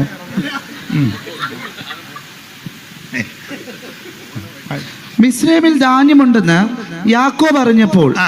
തന്റെ പുത്രന്മാരോട് നിങ്ങൾ തമ്മിൽ നോക്കി നിൽക്കുന്നത് എന്ത്? നിങ്ങൾ തമ്മിൽ നോക്കി നിൽക്കുന്നത് എന്ത്? മിസ്രൈമിൽ ധാന്യമുണ്ടെന്ന് ഞാൻ കേട്ടിരിക്കുന്നു. ആ. നാം മരിക്കാതെ ജീവിച്ചിരിക്കേണ്ടതിന് അവിടെ ചെന്ന് മിസ്രയീമിൽ ചെന്ന് ധാന്യം കൊള്ളണം. വിസ്തരിച്ച് പ്രസംഗിക്കുന്നില്ല, പോയിന്റ് മാത്രം പറഞ്ഞങ്ങ് നിർത്താം. മരിക്കാതിരിക്കാൻ ഒന്ന് മിസ്രയീമിൽ ചെന്ന് ധാന്യം കൊള്ളണം. അപ്പൻ പിള്ളേരോട് പറയാ, കൊച്ചുങ്ങളെ അത്തുപോകാതിരിക്കാൻ മിസ്രയീമിൽ ചെന്ന് ധാന്യം കൊള്ളണം. പശ്ചാത്തലമൊക്കെ പറഞ്ഞാൽ ഇന്ന് വെളുക്കുവോളം പറഞ്ഞങ്ങ് നിൽക്കും, അതുകൊണ്ട് ആ ഭാഗത്തേക്ക് പോകുന്നില്ല. മരിക്കാതിരിക്കാൻ ഒന്ന് മിസ്രയീമിൽ ചെന്ന് ധാന്യം കൊള്ളണം. അതെന്നാ ഈ മിസ്രയീമിൽ ചെന്ന് ധാന്യം കൊള്ളണമെന്ന് പറയാൻ കാര്യം, അതിൻ്റെ ആത്മീക വശം എന്താ? ഈ മിസ്രയീം ആത്മീകമായിട്ട് വ്യാഖ്യാനിക്കുമ്പോൾ വെളിപ്പാട് പുസ്തകം 11-ാം അധ്യായത്തിന്റെ 8-ാം വാക്യം ഒന്ന് വായിച്ചേ. അറിവുള്ള വാക്യമെങ്കിലും വായിച്ചോ. വെളിപ്പാട് 11:8 പെട്ടെന്ന്. അവരുടെ കർത്താവ് ക്രൂശിക്കപ്പെട്ടതും ആത്മീകമായി സോദോമെന്നും മിസ്രയീമെന്നും പേരുള്ളതുമായ മഹാനഗരത്തിന്റെ വീതിയിൽ അവരുടെ ശവം കിടക്കും. പശ്ചാത്തലഭാഗവും ചരിത്രവും വേദപുസ്തകം പഠിക്കുന്നവർക്കറിയാം. വെളിപ്പാട് 11:2 സാക്ഷികളാണ്. അതൊന്നും ഇപ്പം തർക്കമാ, പോകണ്ട നമുക്ക്. ആരാന്നൊക്കെ അവിടെ നിൽക്കട്ടെ. 2 സാക്ഷികൾ. ഈ 2 സാക്ഷികൾ കൊല്ലപ്പെടുകയാണ്. അപ്പോൾ അവർ കൊല്ലപ്പെടുന്നതിന്റെ കാര്യം പറയുക, അവരുടെ കർത്താവ് ക്രൂശിക്കപ്പെട്ടതും ആത്മീകമായി സോദോമെന്നും മിസ്രയീമെന്നും പേരുള്ളതുമായ മഹാനഗരത്തിന്റെ വീതിയിൽ. അപ്പൊ ആത്മീകമായി മിസ്രയീം എന്ന് പേരുള്ള മഹാനഗരം, ആ നഗരത്തിലാണ് അവരുടെ കർത്താവ് ക്രൂശിക്കപ്പെട്ടത്.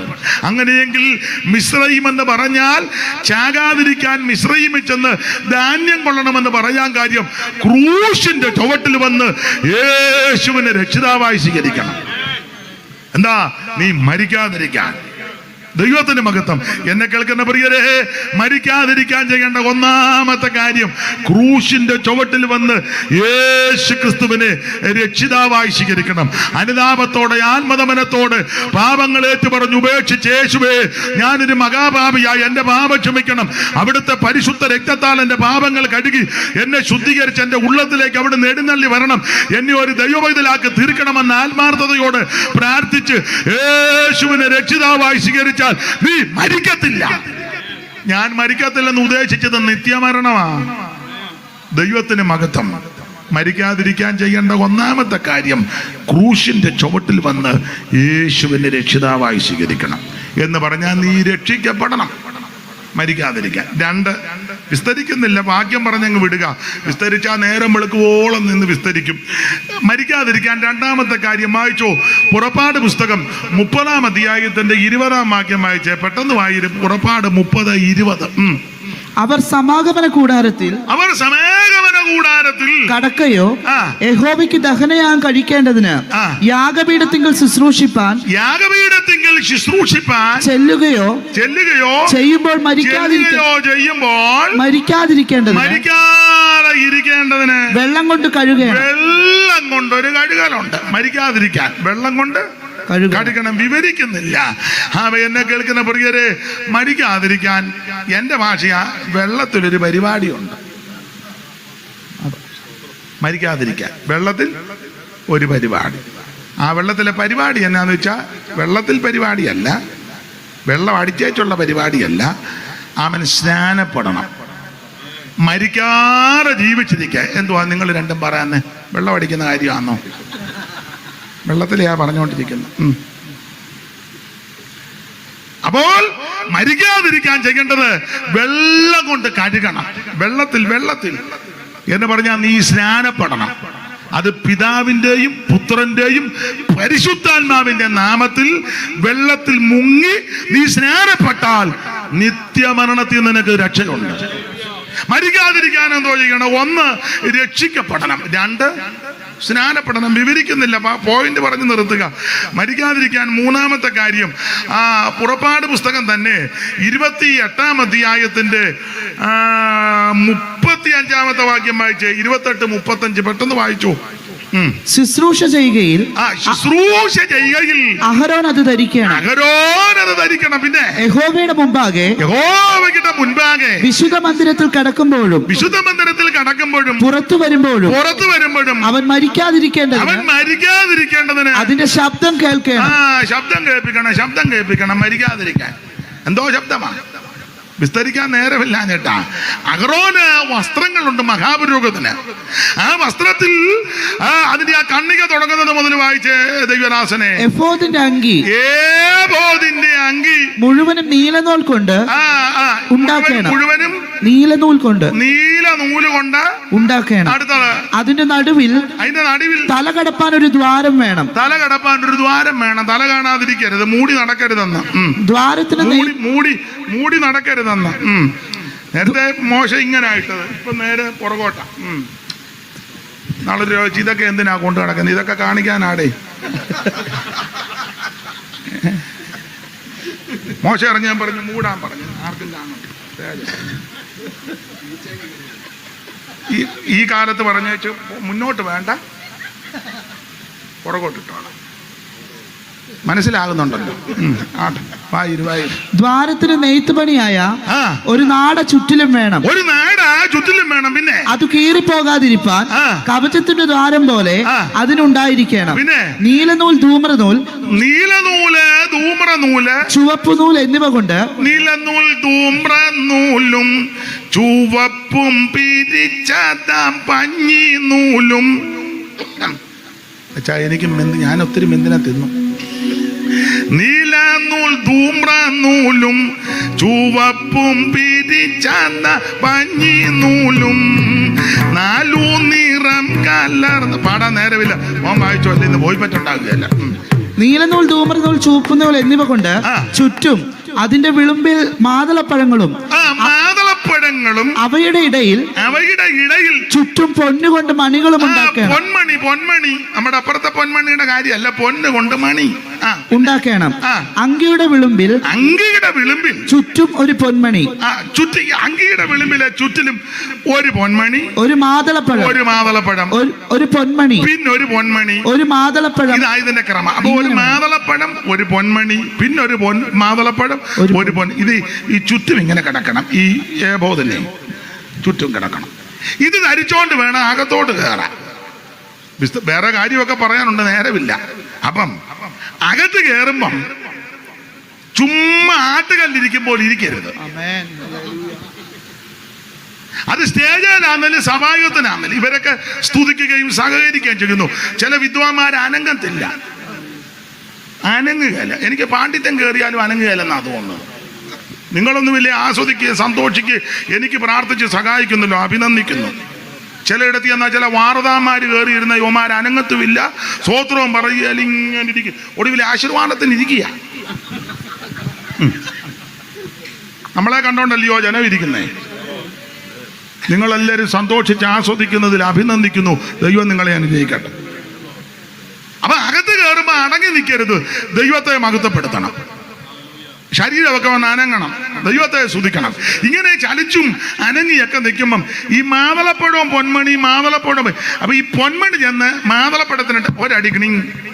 അപ്പൊ ഈ മാതളപ്പഴം അപ്പുറത്തെ പൊന്മണി ഒരടിക്കണി. അപ്പൊ ശബ്ദം കേൾപ്പിക്കണം. അങ്ങനല്ലേ വായിച്ചേ? 35 ശുശ്രൂഷ ചെയ്യുകയിൽ അഹരോൻ അത് ധരിക്കണം.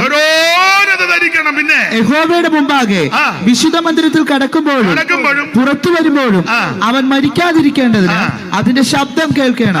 ഇങ്ങനെ ഒറ്റമ്പേട്ടയല്ല, ഒറ്റ തന്നെ.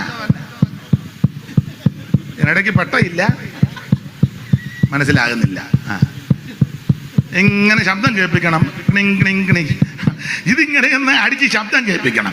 ഈ ശബ്ദം കേൾപ്പിക്കുന്ന എന്തിനാന്ന് വെച്ചാൽ മരിക്കാതിരിക്കാനാ. ശബ്ദമില്ലെങ്കിൽ വെളിയിൽ നിൽക്കുന്നവൻ വലിച്ചു നിന്നെ വെളിയിലിറക്കും. നിതാന്ത്യ വന്ധ്യ ദിവ്യ ചത്തടാ വലിച്ച് അത് പറയും. അതിന് ശബ്ദം കേൾപ്പിച്ചോണ്ടിരിക്കണം.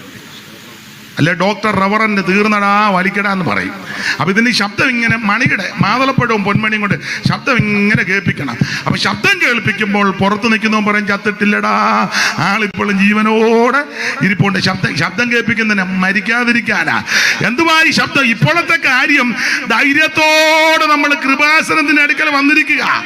യേശുവിന്റെ തിരുമരണം കൊണ്ട് ദൈവാലികത്തിന്റെ തിരശീല മുകളിൽ നിന്ന് താഴോട്ട് ചീന്തി ഒരു പുതുവഴി തുറന്നു. ധൈര്യത്തോടെ നമ്മൾ അടുത്തു വന്നിരിക്കുന്ന ഞാൻ നിങ്ങളും ശബ്ദം കേൾപ്പിക്കണം. എന്തോ നിന്റെ ശബ്ദമാ? മാതളപ്പഴവും പൊന്മണിയും മാതളപ്പഴവും മാറി മാറി കൂട്ടിത്തല്ലെന്ന ശബ്ദമുണ്ട്. അത് കിണിങ്കിണിങ്കിണി കേൾപ്പിക്കണം. എന്തുവാ ഇപ്പോഴത്തെ ശബ്ദം? വായിച്ച് കൊരിന്ത്യർക്കെഴുതിയ 1-ാം ലേഖനം 14-ാം അധ്യായത്തിന്റെ 26-ാം വാക്യമായിട്ട് കേൾക്കേണ്ട ശബ്ദം എന്നതൊക്കെയാ.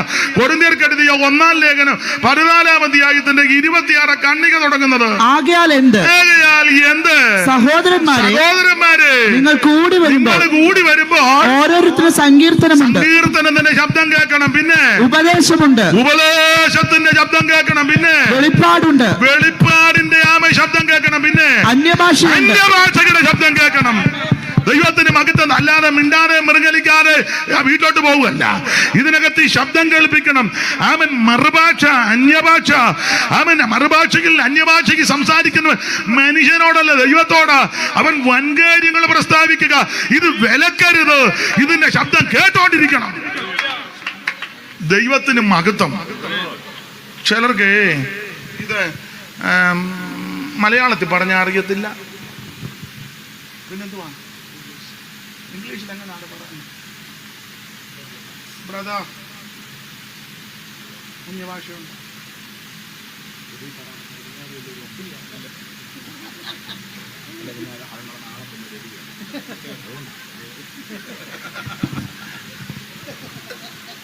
അപ്പൊ ശ്രദ്ധിക്കുക, ഇതിലൊക്കെ മലയാളത്തിൽ പറഞ്ഞാൽ മനസ്സിലാകില്ല. അതുകൊണ്ടാ തുടക്കം അങ്ങനെ.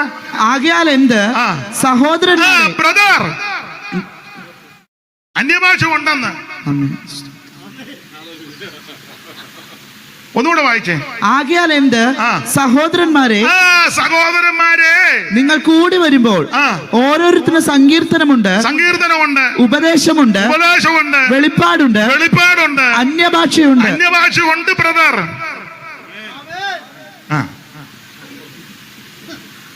അത് മതി. നിന്നിട്ടില്ലെന്ന് മരിക്കാതിരിക്കാൻ എന്തോ ചെയ്യണം? ഒന്ന്, ആമ ക്രൂശിന്റെ ചുവട്ടിൽ വന്ന് യേശുവിനെ രക്ഷിതാവായി സ്വീകരിക്കണം. 2, വെള്ളം കൊണ്ട് കടികൾ പ്രാപിക്കണം. ദൈവത്തിന് മഹത്വം. 3, ഇതിന്റെ ശബ്ദം ഇങ്ങനെ കേട്ടോണ്ടിരിക്കണം. ഒരു കാര്യത്തോടെ പറഞ്ഞ് നിർത്തുക. അത് പറയാൻ ഒക്കത്തില്ലല്ലോ. ദൈവത്തിന്റെ മഹത്വം. എന്തായാലും ഇന്ന് പ്രാരംഭ ദിവസമായി ചില സമയം പോയി. കുഴപ്പമില്ലല്ലോ, വായിച്ചോ. മരിക്കാത്ത പുസ്തകമൊക്കെ ഞാൻ എടുത്തല്ലേ. നിങ്ങൾ പറയും പുള്ളി ഇളക്കാൻ തുടങ്ങിയതേ ഉള്ളൂ, ഇപ്പോൾ അങ്ങ് നിർത്തുകയല്ലെന്ന്. പുസ്തകം മാറ്റി. മരിക്കാതിരിക്കാൻ എന്തോ ചെയ്യണം? വായിച്ചേ. ഉൽപ്പത്തി പുസ്തകം 3-ാം അധ്യായത്തിന്റെ 3 വായിച്ചേ. മരിക്കാതിരിക്കാൻ എന്തോ ചെയ്യണം? 3:3. എന്നാൽ നിങ്ങൾ മരിക്കാതിരിക്കേണ്ടതിന് തോട്ടത്തിന്റെ നടുവിലുള്ള വൃക്ഷത്തിന്റെ ഫലം തിന്നരുത്, തൊടുകയും അരുത്.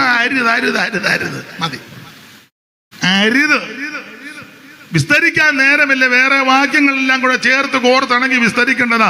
മരിക്കാതിരിക്കാൻ അരുത് എന്ന് ദൈവം പറഞ്ഞതൊന്നും ചെയ്യരുത്. അരുത് എന്ന് പറഞ്ഞാൽ വേർപാട് പാലിക്കണം. മരിക്കാതിരിക്കാൻ വിശേഷിച്ച് ദൈവമക്കൾ കർക്കശമായി വേർപാട് പാലിക്കണം. ലോകക്കാരെ പോലെ മറ്റ് മനുഷ്യരെ പോലെ നിങ്ങൾ ജീവിക്കരുത്.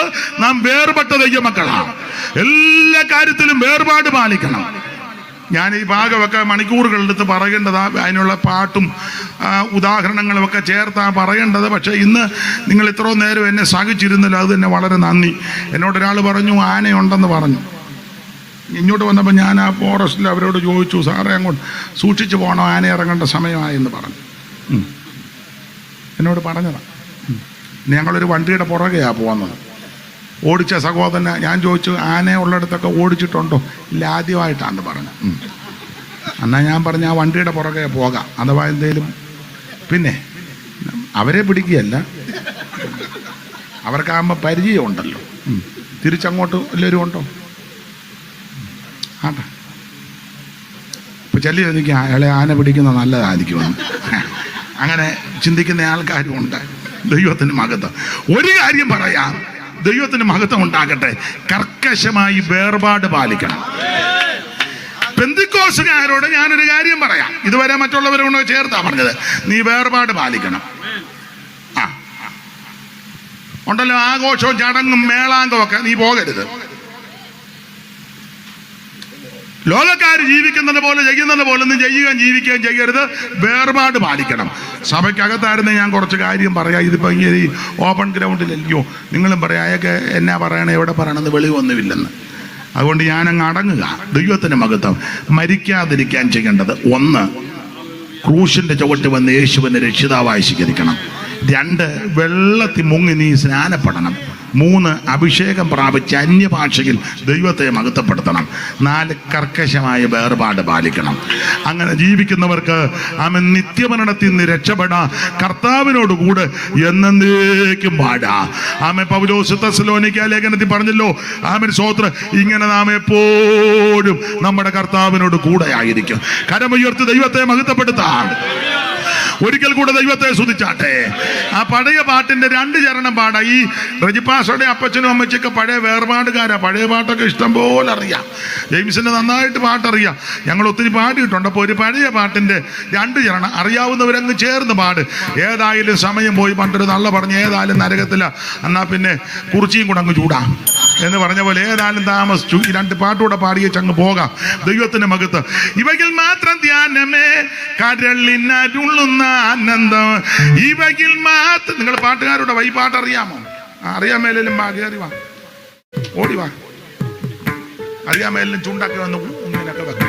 ഓടി വാ, ഓടി വാ കൊച്ചുങ്ങളെ, സമയം പോയി. ഇവയിൽ മാത്രം ധ്യാനമേ കരളിനരുളുന്ന ആനന്ദം. ഇവയിൽ മാത്രം ധ്യാനമേ കരളിനരുളുന്ന ആനന്ദം.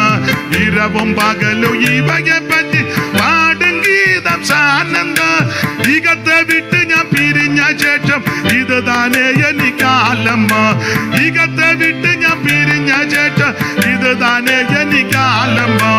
കാണും ഞാനൻ മോക്ഷപുരേ താതൻ ചാരേ ശാലേപുരേ. ആമേ. കാണും ഞാനൻ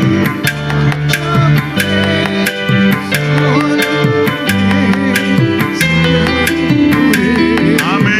കാണും ഞാനൻ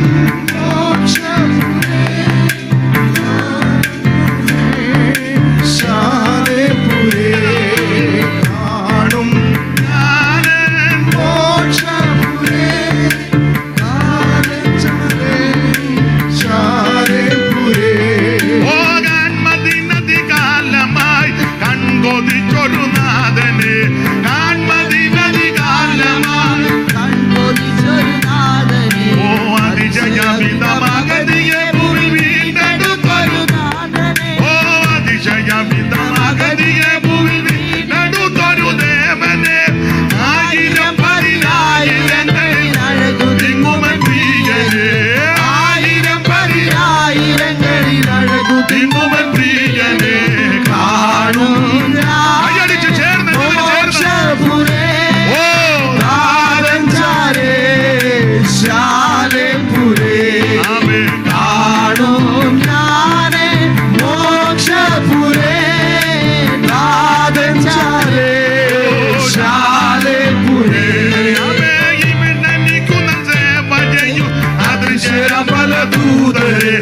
ഇവിടെനിക്കുന്ന സേവ ചെയ്യും അതിശയഫലദൂതരേ. ഓ അവിടെ ഞാൻ അവർ സമമം തേജസ്സിനുടലണിഞ്ഞു വസിക്കവേ. അവിടെ ഞാൻ അവർ സമമം ഓ വാഴ്ചകളധികാരമതിയ ദൂത സഞ്ജയ ശ്രേഷ്ഠരേ. ഓ വാഴ്ചകളധികാരമതിയ ദൂത സഞ്ജയ ശ്രേഷ്ഠരേ. ഓ വനത്തിൽ ഉന്നതൻ പരിശുദ്ധർക്കായി പണി ചെയ്യും. ഓ വനത്തിൽ ഉന്നതൻ പരിശുദ്ധർക്കായി പണി സൗധങ്ങൾ. പരിചിലായവർക്കായി ഒരുക്കിടും വിവിധ മോഹന. ഓ പരിചിലായവർക്കായി ഒരുക്കിടും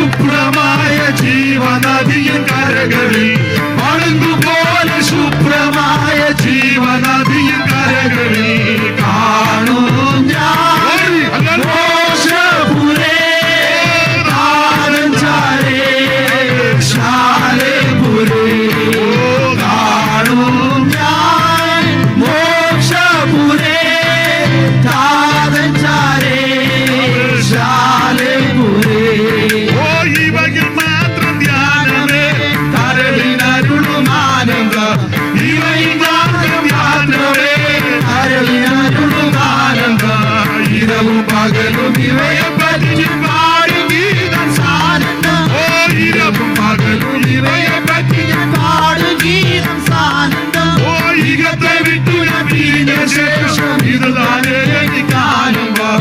ഇഹത്തെ വിട്ടു ഞാൻ പിരിഞ്ഞ ശേഷം ഇതുതാനേ എനിക്ക് ആരംഭം. കാണും ഞാൻ മോക്ഷപുരേ, താതൻ ചാരേ, ശാലേപുരേ.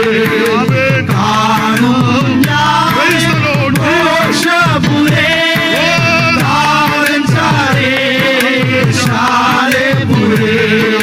കാണും ഞാൻ മോക്ഷപുരേ, താതൻ ചാരേ, ശാലേപുരേ. കരമുയർത്തി ഹല്ലേലൂയ പാടാം. ഇതുവരെ എന്നെ കേട്ടിരുന്ന എല്ലാവർക്കും നന്ദി.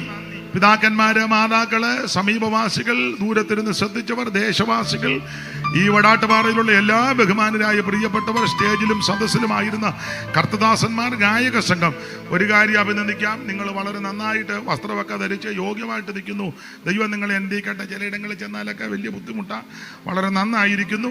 മൈക്ക് സെറ്റ് നന്നായിട്ട് വർക്ക് ചെയ്തു. മോൻ്റെ പേരെന്നാ? രക്ഷിക്കപ്പെട്ടതാണോ? യേശുവിനെ അറിഞ്ഞുകൊണ്ട് ഇതെല്ലാം സെറ്റ് ചെയ്ത് വെച്ച് നരകത്തിൽ പോകരുത്. യേശു ഏക ദൈവം, യേശു ക്രിസ്തു രക്ഷിതാവ്. വളരെ നന്നായിരിക്കുന്നു. ദൈവം അനുഗ്രഹിക്കട്ടെ.